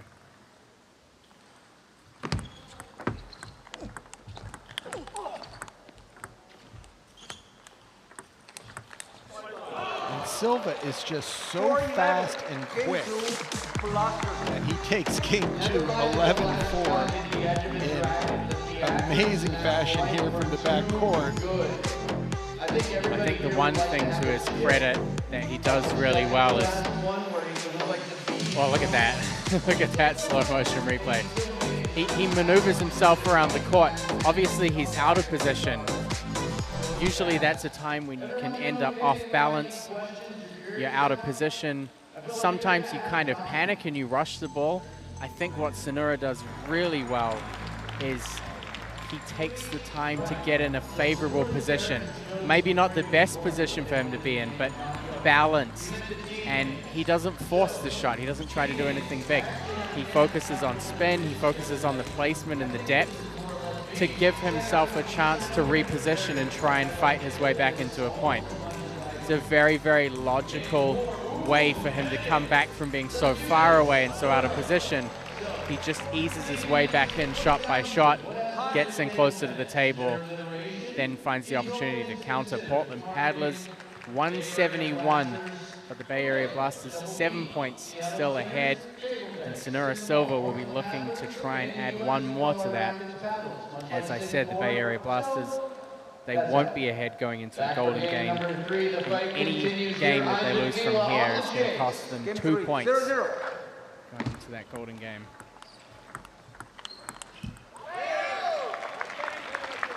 I couldn't agree with you more, Matt, with Silva's approach to the game. He always moves his feet to get in position before moving his hands. That way, total position, and it just sets up that balanced recovery for the next shot. And his foot speed is amazing. His hand speed is solid as well. Yeah. He's always moving, always looking to deal with a fast ball coming his way. But right now, Vila starting so strong. Yeah, I mean, we've seen even in the match between Jung and McDonald, what happens if you play quickly with your hands and then keep moving further out of position. You leave the whole table open. And the amount of spin and angles that these players are capable of producing. We saw it in the mixed doubles. We saw it in Cole's initial match. It's just so tough to track that ball. And there, Isaac Vila, big forehand counter down the line. And he set it up with, again, a very aggressive serve. I mean, it's these points right here, these next 3, if Vila can stay up front. And that time Silva able to dodge a softer serve return. Vila didn't take the opportunity to do anything with that soft opening, just blocked it. 2 big points for Silva on the serve.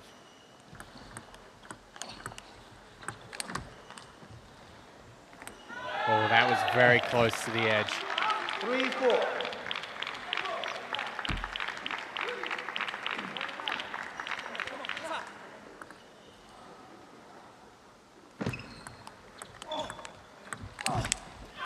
Silva just so solid on the step around. 4-4.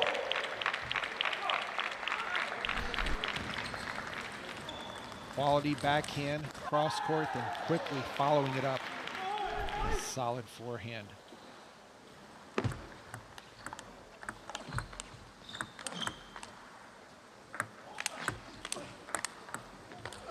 And Vila, he knows that shot well. He's played some stunning forehand step around counters from the back of the court. But Sonora handled it so well. You can see singles number 4 coming up between Jim Baumar and Jiwei Shah. And Texas out there on the practice courts. You can also see Lachine in the background. Jiwei getting warmed up. These venues have been fantastic, having 4 practice courts. Or was at least 4 practice courts for the teams, as well as the main arena. In that time, Vila surviving a great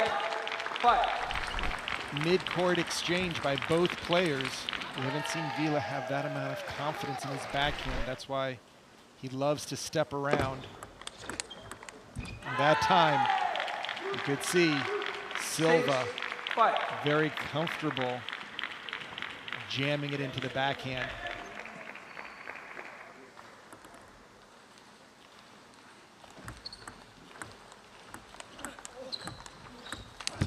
A big break for Vila.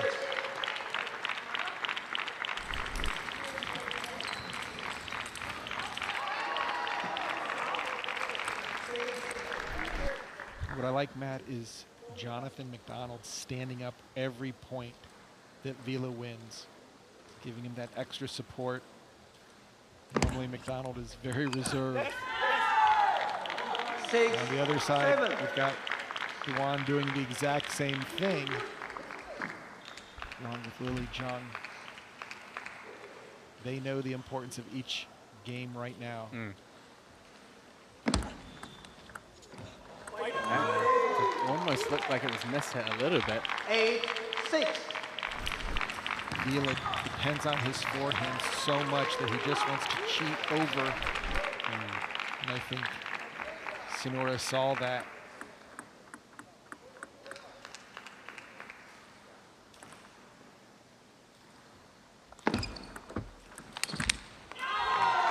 Silva so quick, coming in with that forehand over the table.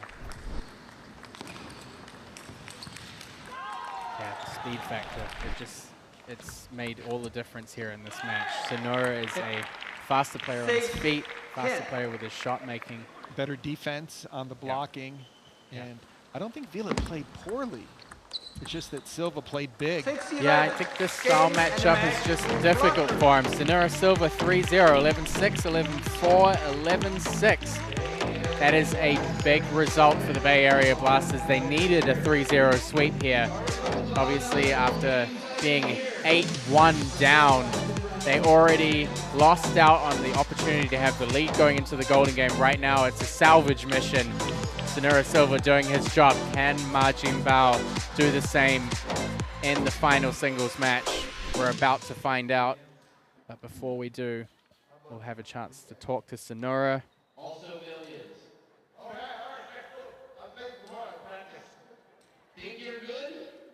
No, it's not millions. They're not making millions yet, but in their first season, I will tell you they're getting There's Ma Jinbao coming back to the bench ahead of his match.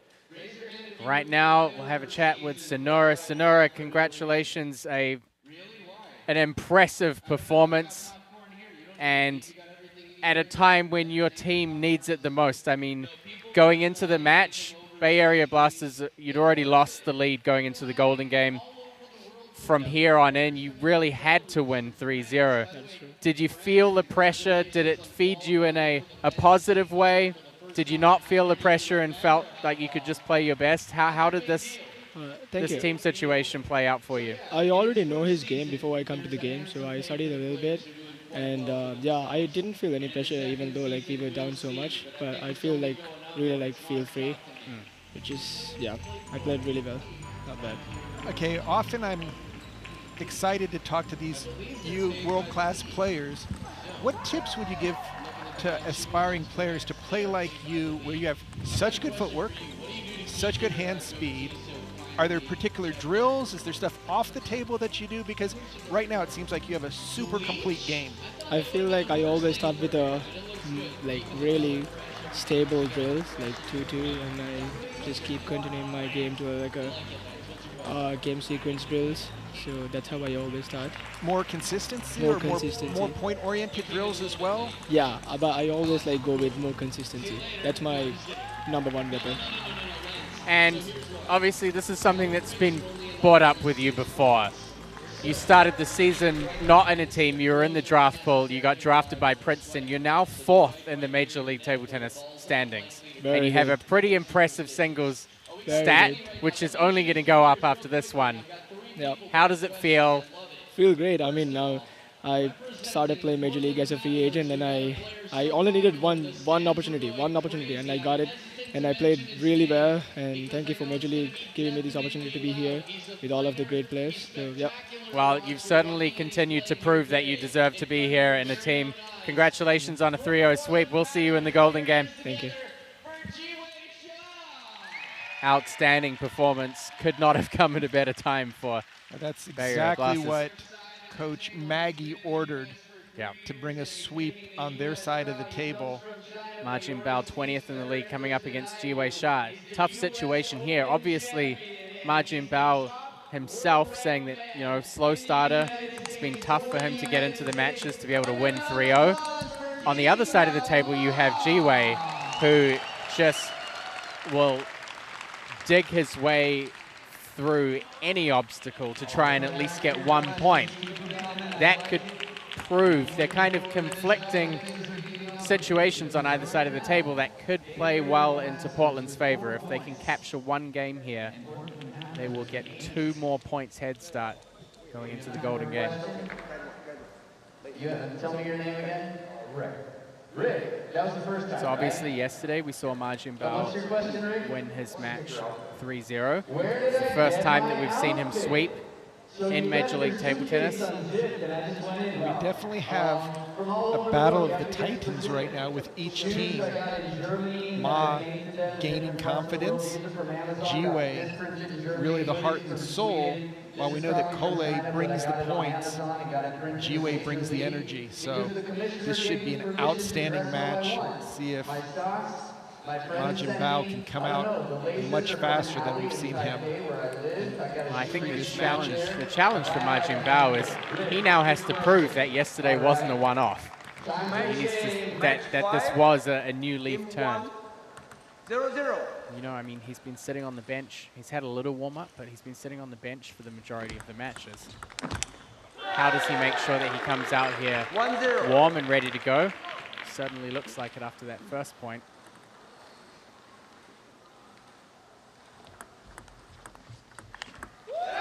Jiwei sends the ball down the forehand side of the middle. And I think it's really going to come down to, can Jiwei use more backhand down the line, because we know Ma Jinbao is going to step around. I mean, he does that. That's his game. I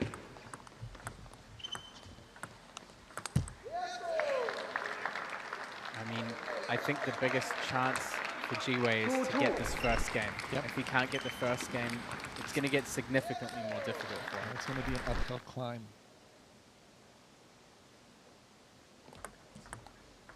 Left. 2-2.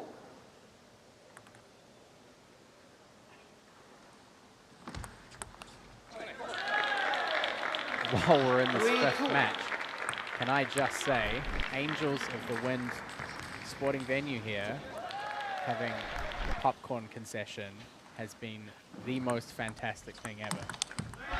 Not just because I have one up here next to me, but if you look across the audience, there are multiple people with bags of popcorn, and what more could you want? Front row seats to Major League Table Tennis and a bag of popcorn, winning combination. Ma Jinbao snaps through the backhand. And that's a monstrous point to go up 5-2 when Jiwei had a chance to bring it within 1. And there, again, the backhand down the line. 5-3.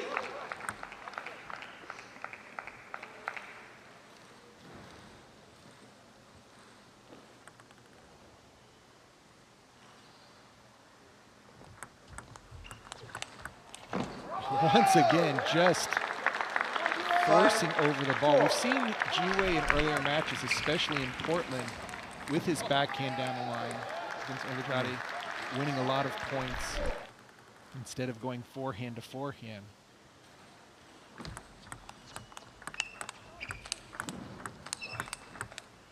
Jung Bao staying in control. I mean, this is the time where Jiwei has to step up the pressure. If he can put some pressure in the rallies on Jung Bao, just a little second guess here or there could make the difference. If you can get Jung Bao just to be blocking some. Very aggressive. But clearly, Ma Jung Bao knows he needs to step up these first games. I mean, just like Cole did in the mixed doubles. He's bringing a lot more energy. That's a good change in placement from Jiwei. Gets the block in the middle, and then I think when he gets the first block, that's when he has to change the placement on the next ball. He can't hit even 2 shots to the same place. We've seen Jiwei so often play more of a control, keep it on the table. He's going to have to score out to the forehand side. Reverse pendulum serve from Ma Jung Bao paying dividends as he leads 8-5 here in the first game. Jiwei much more offensive than we've seen him, but he's going to have to be. A little bit of a net break there from 6-8.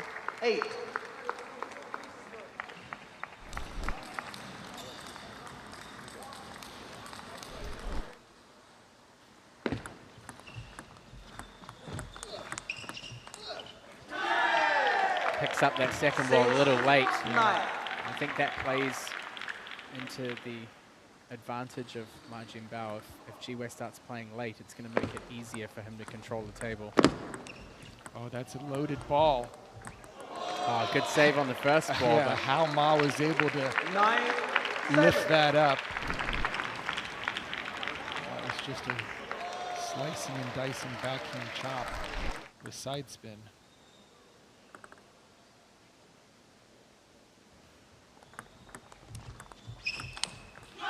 Jiwei got the ball he wanted. Net ball off the serve. Ma able to return it low.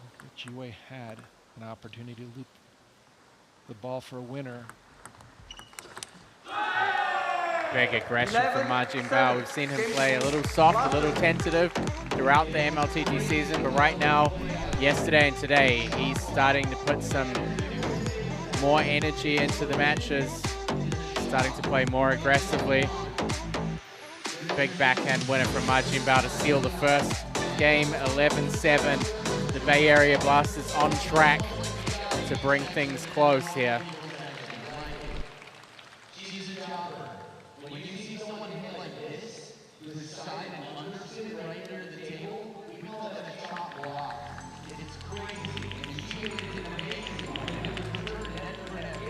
So in week 4 of Major League Table Tennis, Portland went into the Golden Game with the 8-7 lead, starting with 1 point. The Bay Area won 21-16 in the Golden Game.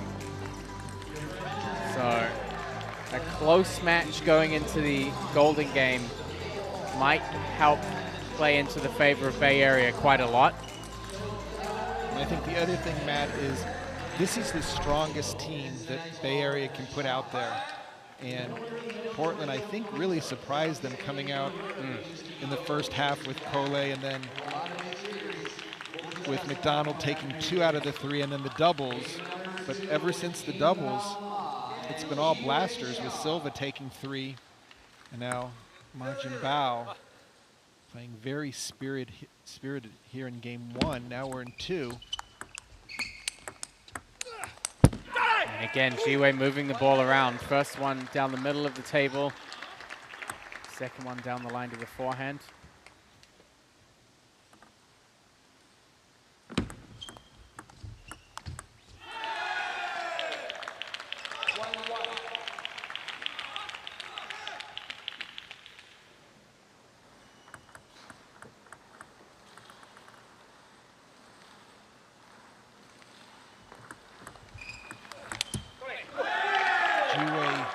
All throughout this weekend, both today and yesterday, popping up a lot of the serves. He wants to drop it so short. I think the word on the street is he's looking to drop, and those deep serves, those half longs, and those heavy top spins have begun to negate that strength of his. Yeah, this was something that Hiromitsu Kasahara brought up after their match yesterday. And he tried to change the serve variations to avoid the short game, and I think Ma Jingbao with the reverse pendulum serve has plenty of variations to also cause problems against the short receive.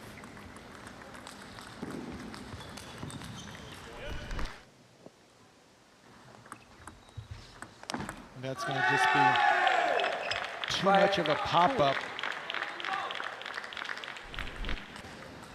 Jung needs to flip those side topspin serves.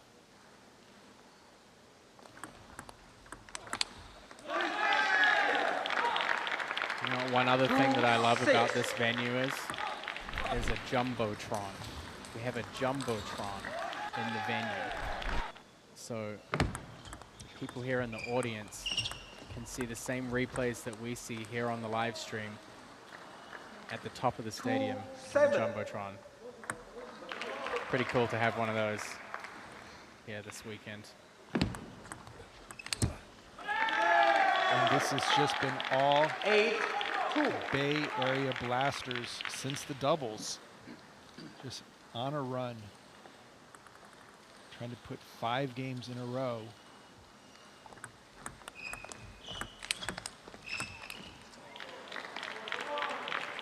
Yeah, and you have to wonder also whether this was part of the Bay Area Blasters' strategy to be heavier in the second half of the match. I think matchup-wise, if you look at the two matchups in singles, definite favor for Bay Area in these two singles. Yeah, I watched the first, flipping of the coin, and Christian was very happy to look at the order in the top two, the AB, and line that up exactly what Cole was hoping for to play Tao and Jung. But then on the other side, Maggie had the better order in 3-4. And I think that we're seeing that the order makes a difference. Yeah, oh really, yeah. Yeah, but I would assume that Maggie was probably hoping for a little bit better in the first half with the first two singles and the doubles, maybe a couple more games. Right now, I mean, in the first two, you've got sweep for Christian side and potential sweep here. About just getting the ball back. Kind of I'm surprised unforced error from Jiwei to lose out that last point, but 11-4, Ma Jingbao doubling down. Seems like the approach that he's brought to the table yesterday in his match is hungry for more. Right now he leads 2-0. The Bay Area Blasters are within 2 points.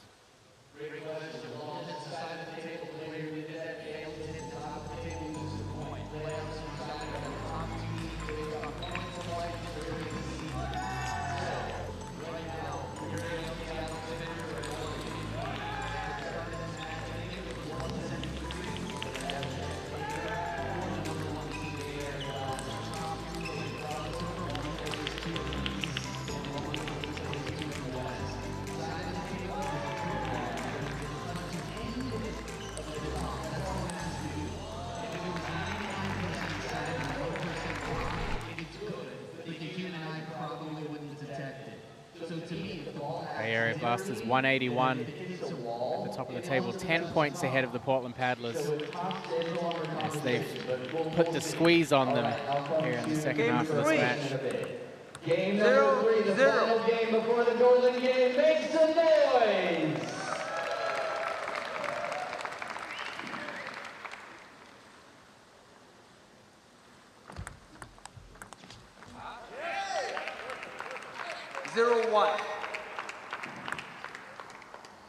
We've mentioned that taking all 3 is no easy feat, just with players changing tactics, the rhythm and streakiness of table tennis. But so far, Ma Jingbao has just really brought his game to Everett.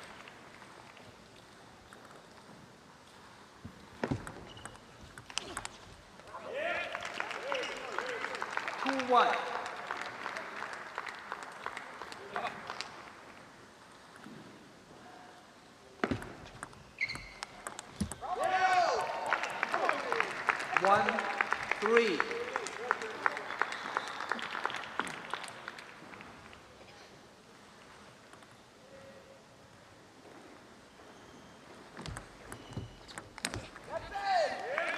Jiwei starting very strong here in game 3. On a couple of Wenzhang mistakes. Looks like the Blasters definitely want to make sure that if this game can come back, for the Bay Area Blasters. With a little time left for a timeout. You remember, Bay Area Blasters need some points. I love having conversations with the crowd. Jay, you had a great question for me. It is Jay, right? Okay, talk to me, Jay. I was noticing that sometimes when the players serve, they kind of stomp their foot. What's up with the foot stomp? Yeah, what's up with the foot stomp? One more question? And then, hey, if you're, you know what you know where that maybe originated. I don't know if I know where that originated. Let's go. Come on. First of all, there's a lot of weight being transferred on the serve. They're twisting their whole body. really more just a So it brings them to a change in timing just to slow things down. The sound of the right contact, which is a big Jiwei indicator as to how much spin is on the serve. It originated in Belgrade. There you go. I made that up. Wenzhang with the serve. 1-4. Players will change ends at 5 once player reaches 5. Jiwei going for the very aggressive 4-2. backhand flick.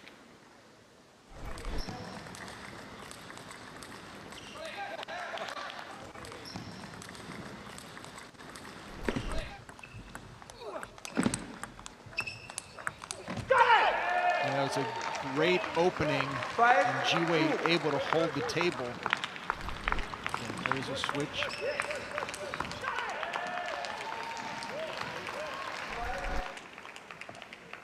So as the players switch ends, you can see the remaining schedule for the season. Head to Lawrenceville, New Jersey after this for the final match of the East Division. Wichita, Kansas, beginning of April. And then the championship finals, the end of April in Chicago to round out season 1. I know things are already heating up for season 2 and the draft's still open. Encourage all the international players, both Europe and Asia, to join us for Major League Table Tennis in the United States. And Jiwei Sha, what a change in momentum here in game 3. Just reduced all of his errors. Kept the ball very tight on the serve returns. And look at this. 8-2.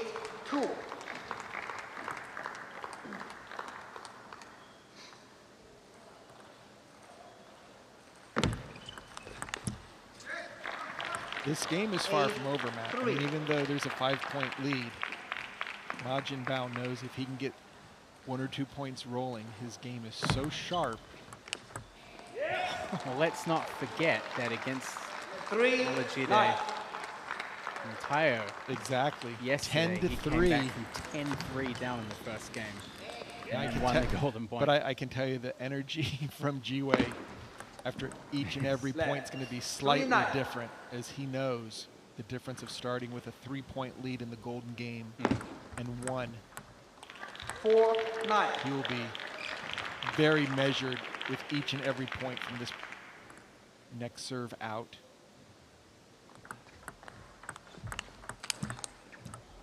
Much better idea to flip that serve, even though he lost the point. Pushing it slightly high and dealing with Ma's forehand. It's not something you want to be doing.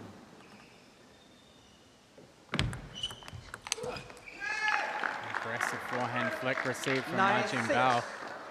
These are not easy points. It's not like Jiwei is going to just play 3 quick ones and take the game. He's going to have to work and find a weakness to attack. Ma playing pretty soft there. I think Jiwei just backed off a little bit too much. certainly had the opportunity to go in on the attack, and the Bay Area Blasters are going to call timeout here. All right. We've seen it before. Okay, so you're serving, right? Not the case here. Huh? Okay, he's serving. Okay, so he put in one heavy backspin just to go away from everything tossing, right? So you have to be careful. That's the same thing that Kasahara did. He sort of tossed and then one heavy backspin. But I think like the best servitor can do is a safe flip. And the next thing, wide forehand. So the key now is to get this point. You have to win this point. That's the most important. Everything about timeout, winning the next point, right? So if it does a short toss spin, slow flip to backhand. And the next one, go from early, forehand or backhand, wider is forehand. Right, that's the key. All right? 20. That's how good the level is here at MLTT. But he came back yesterday. Come on, close it in now. Down 3-10. 3-10 and won 8 points in a row to win on golden points. He was down by quite a lot this game. You can understand the time for the timeout. I know Ji-Wei feels the weight of the paddlers on his shoulders right now. He wants to win so badly to give a 3-point lead going into this golden game.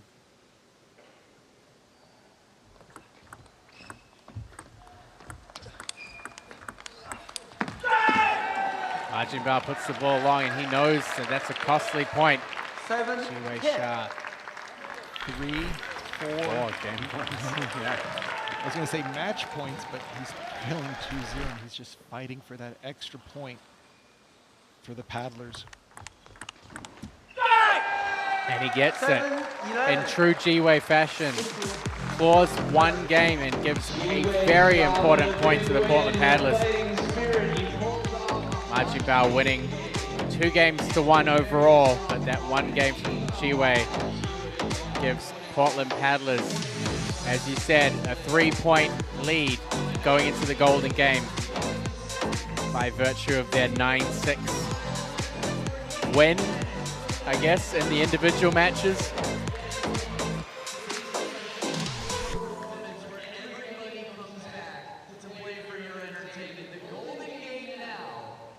Before we head into the golden game, we'll take a look back at the matches that led to us getting here at this stage.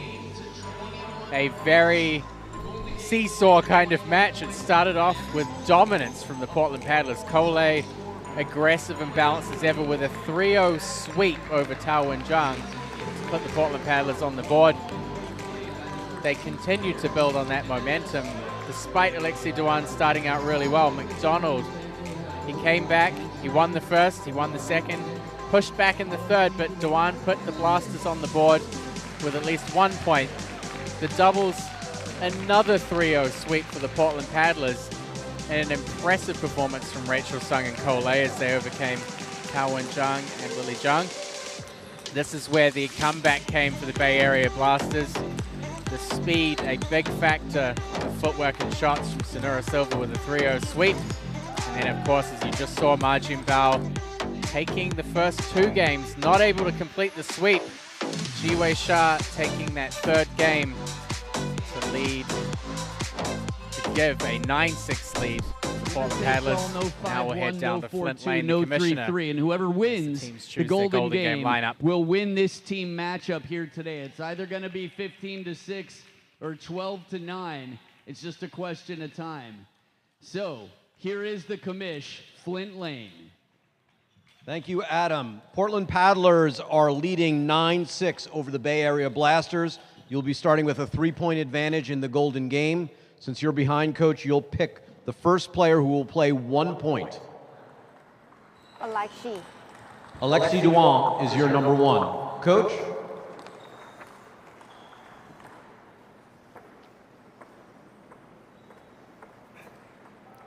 Rachel Sung is your number 1. Your number 2.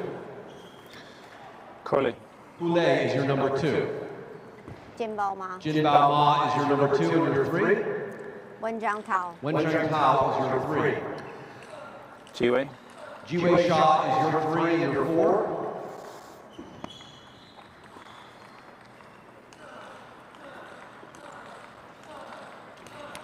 Isaac. Isaac Villa Ortiz is your 4. Sonora. Sonora Silva is your 4, making Lily Jung your 5, making Jonathan McDonald your 5. Good luck, coaches. All right, the table has been set. This gets very interesting. That is a spicy Golden Game lineup. We have changes almost everywhere. Christian Liliaros putting Rachel Sung in the first spot. She'll play against Alexi Duan. Switching around the A-B order, we'll see Ma Jinbao taking on Kolei, Tao Wenzhang taking on Jiwei. Sonora stays the same against Isaac Villa. Lily Jung will face off against Jonathan McDonald, who have played in singles before, and Lily came out on top. The pressure right now on Rachel Sung. Let's see how she does against Alexi Duan. Of course, they'll play 1 point only in this first exchange. From here on in, players will switch every 4. She gets the first point. A big point there for Rachel Sung. The Portland Paddlers 4-0 into the lead as we switch and Kolei and Ma Jinbao come up. And Rachel continues to deliver. Great serve return. And now we've got 2 big hitters. Kolei to serve. Kolei with the serve.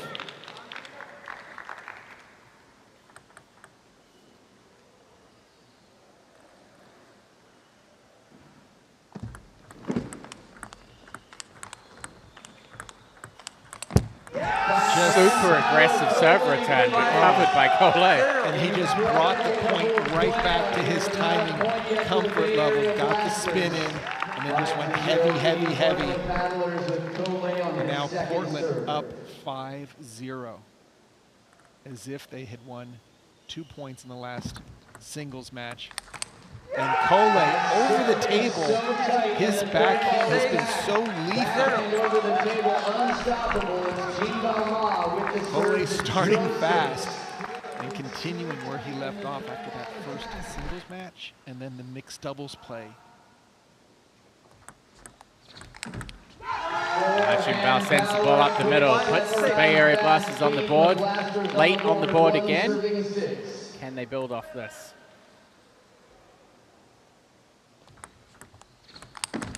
And twice forcing the third ball attack. I was thinking that right after Kolei took those first 2 points on his serve, it might have been not so smart grabbing him in the fantasy because he has just been on fire today.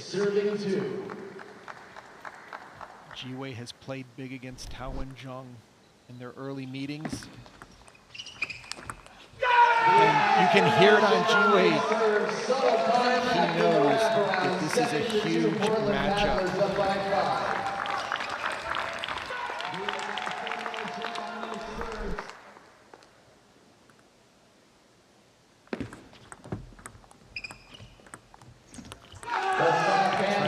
Short, it's Tao that comes out on top.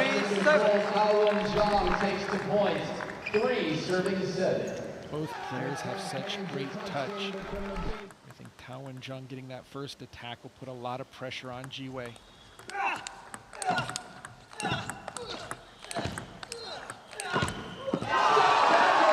That's a crowd pleaser and the audience love it, and so do the Bay Area Blasters bench. You can't get much better than this as both players are doing everything to bring that ball up from knee height. How Tao was able to go wide out to the forehand to score.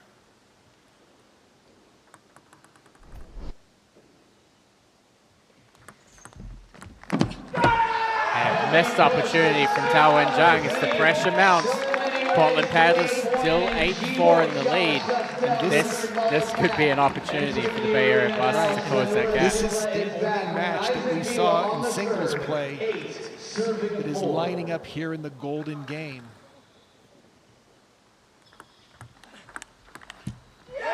And the Paddlers have won a lot of these kind of shorter points. I'm not going to say cheap because they're keeping the ball really low.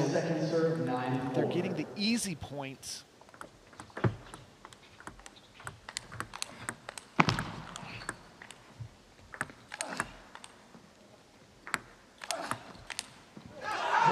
That's a set play at this point. And Silva knows that Vila is going to step around, and he played that ball even wider and jammed him, unable to take a full swing.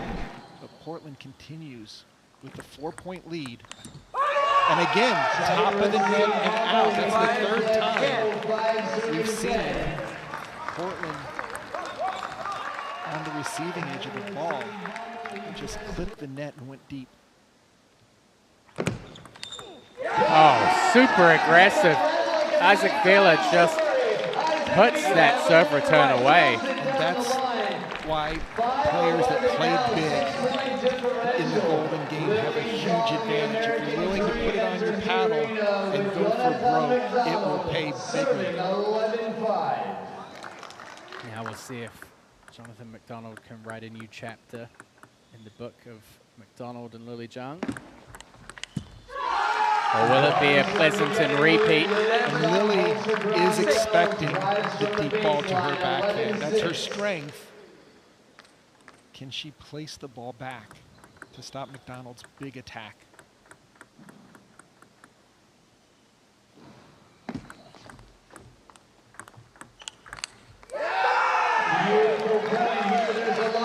Big ball there from McDonald.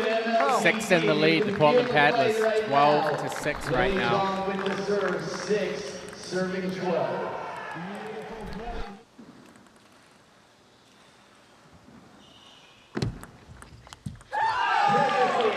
Half-long serve.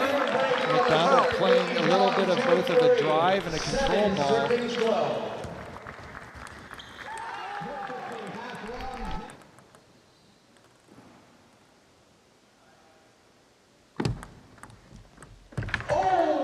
How many net balls can Portland get? Well, I mean, we saw yesterday Lily was able to somehow pick that ball up against Fabiola in the Golden Game. Now we'll see a 4-point full swing now with a mixed singles matchup. Rachel Sun, who's just been on fire today, against Alexi Duan. If she can split here, the Portland Paddlers will be thrilled. She takes the first point. Listen to the bench of the Portland Paddlers. Hands in the air. Tested, and Rachel Sun passed the test with flying colors. 14, serving 7.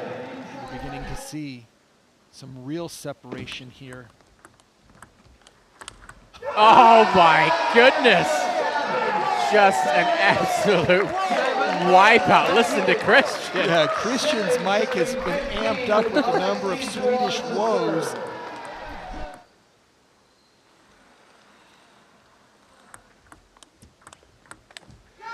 Misses the follow-up opportunity off the net. She's guaranteed a split here. Portland have got to be thrilled with that. Can she take 3 out of the 4? Lexi Duan with the serve. She gets the net ball. She takes 3 out of 4. Plus the individual point.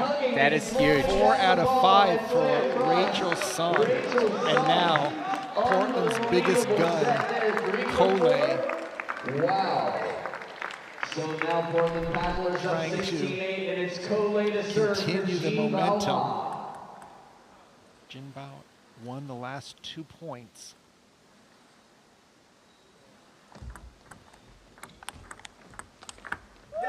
That ball hit the edge, but it was an easy open court. His opponent behind the table to create the opening. Cole with a second serve at 17-8.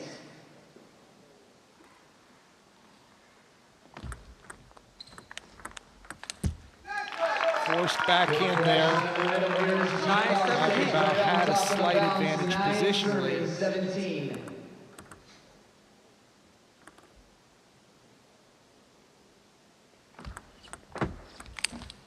The step around, Cole holds it around the long push, baiting for the step around, 9 serving 18.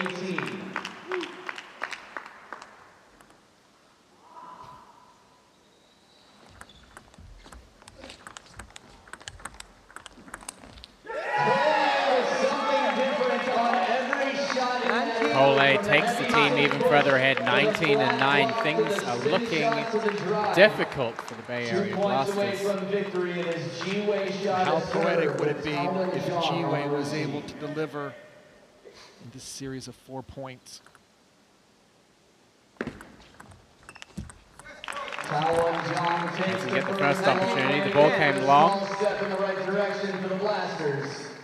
But definitely thinking offensively, not playing his traditional safe manner. And again, we see great rallying effort against a very offensive forehand flick receive.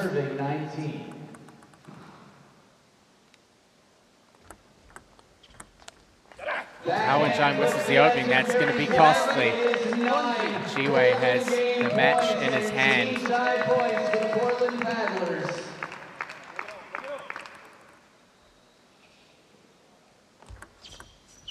He misses the half long. Wenzhang gets to walk away from the court. Silva needs a sweep here. A number of sweeps are going to be required now. Still 9 ultimate points. Sonura on receive. His receive is going to have to be pretty decisive. And Isak Villa, the racket goes up. A much bigger celebration than we saw from him yesterday. Christian trying to join in. Where's Rachel? Rachel is going to come in after the hype's died down. The Portland Paddlers 21-12. They started out unbelievably in this match. They took control from the very first game. The Bay Area Blasters, they fought back hard in those last 2 singles. It wasn't enough. What a match from the Portland Paddlers. That takes them to be 2-0 this weekend so far. Of course, we'll have a chance to talk to Coach Christian. And you've seen 2 already. Who here is excited to see the Seattle Spinners?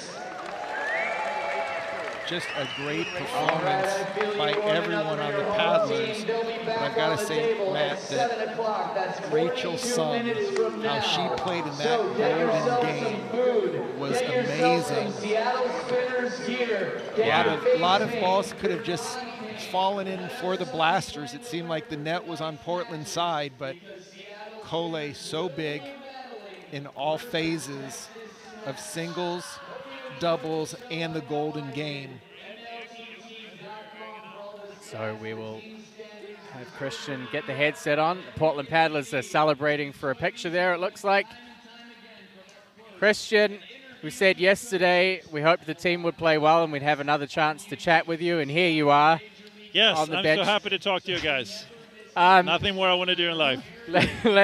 Let's talk about the golden game order. You came out, you put Rachel Sung out there first. How do you feel about that decision? The way that she played, I know there was one backhand in there in particular that was just out of this world, and your reaction to it on the bench was pretty impressive. We're going to have another look at it there on the screen. Throughout the doubles and just stepping up the aggression in the golden game, Rachel Sung, how important was her matches, especially up against a male player, for her to pull that out? No, there was the thing started in the doubles. She played very strong in the doubles, and it was interesting that she almost won. Her job is a little bit easier than Curly's, to be honest. But she was making almost everything. She has to do a couple things, and she did everything perfectly. So she was the key in the doubles, and then in the golden game, I had to put her up against Alexis is a risk, but I felt the pressure between male female when it's like. Similar in level is a goal. I like that mix up in golden game, so I took that chance and it worked out great. She played fantastic. You know, I'm also a little bit afraid of, Lily Rachel is a tough mix up. I think she has a little bit deficit there, so I didn't want to go in that area in her, but she played very good. Christian, just jumping back into the beginning of the match, Jonathan McDonald really coming out strong in the second match after being down both games. Just that second game, trailing, coming back, it really seemed to set the tone that the paddlers were willing to really put the pressure on the blasters.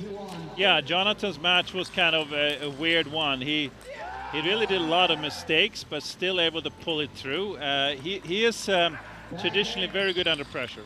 So he kind of needs kind of pressure to get him going. So he did a lot of simple mistakes and got down, and then being down 10-7, winning 11-7.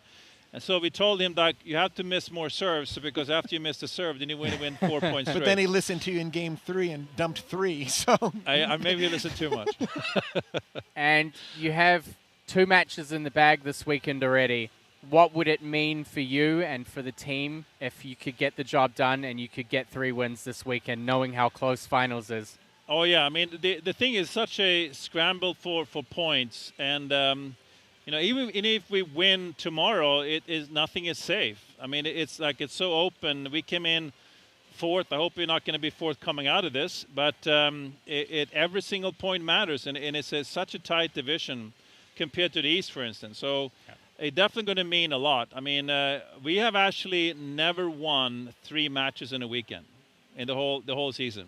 Wow. So we have won last week, and we won 2-1, lost 1. So we were even thinking if we do 2-1, we're super happy. We were actually thinking that this will be the match that would be the toughest for us. But we were lucky though that they set out El Sayed. El Sayed on their end had been much tougher for us. So we're lucky that they put El Sayed against Texas tomorrow, right? That they're playing. Yeah. Well, you know what they say, there's a first time for everything. So we'll see if that's the case tomorrow. And congratulations to you and the team. A really stellar performance out here. Yeah, thank you so much. It's been a lot of fun. Thank you.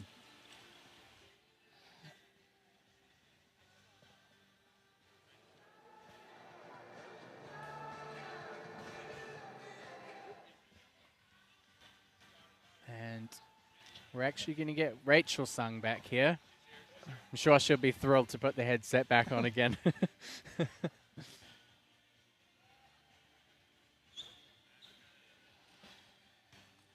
Well, Rachel, as much as you played great in the doubles, I think your Golden Game performance, you kind of lifted the roof even more. How happy were you with your performance? I mean, going into a match with Alexei, obviously there can be some challenges there, but how did you feel about the matchup? Were you nervous going into it? I mean, it's Golden Game, so obviously there are some nerves, but the matchup, how did you feel? And once you got started, how did it feel for you what was your approach to that Golden Game and to get aggressive and to win those points?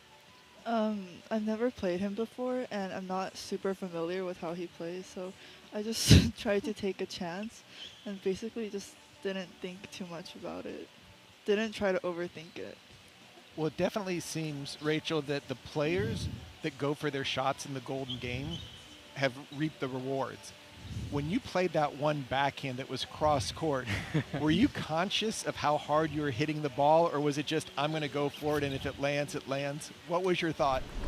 Yeah, I definitely wasn't conscious of just how I was hitting it. I just saw the ball come, and I tried to put my arm forward. Yeah. Do you feel when you go into a match, sometimes it seems like you're not that affected by pressure? I know, like, in contrast, when we talked to Amy about the Golden Game, it just kills her inside. She doesn't want to be there at all. There's a lot of pressure, but you seem to handle it really well. Do you feel comfortable out there playing the Golden Game? No, I think it was really bad in the beginning, like maybe the first few team matches. But because by now we're like almost in the, I don't know, 5th or 6th week, I feel like it's definitely gone better. But in the beginning, it was definitely like, I didn't want to be there. Too stressful. You know, it seemed like after you played so well in the doubles, playing against Tao and Jung's ball, that playing against Alexei's maybe even a little bit easier. But I mean, both of us, we were just so in awe, taking that very first point to keep the momentum, and then the series of points that you played. I think the net gods were working well for Portland today. You had a couple of good breaks that might even out, but wow, what a performance! Yeah, really, really great. Congratulations, Rachel, Thank and you. hopefully you can bring some more of that form tomorrow for the for the last match, and who knows, maybe Portland can get a 3-0 sweep across the weekend. We'll try. Thank you. A great job by the Portland team, as we said. Rachel in the doubles and golden game, just an amazing performance. The paddlers, they don't get quite to the top of the table, but they're very close. The Bay Area Blasters still at the top of the mix. The Texas Smash and the Spinners will play later on tonight, and not too far away from now, in about 35 minutes. So still a very tight race.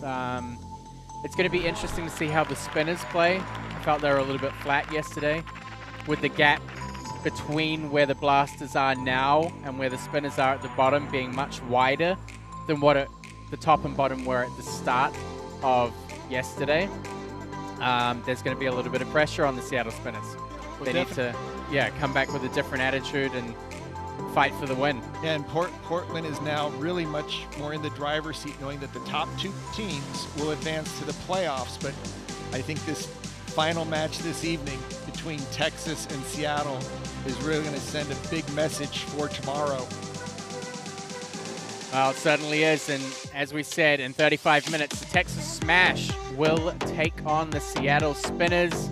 There's a great home crowd out here to see the action. It's been electric from this match here, and we expect to see the same for the second match. I'm Matt Hetherington. I'm with Sean O'Neill, and we'll be back for that second match in about 35 minutes. So take a break, get your popcorn at home, and we'll see you for that match shortly.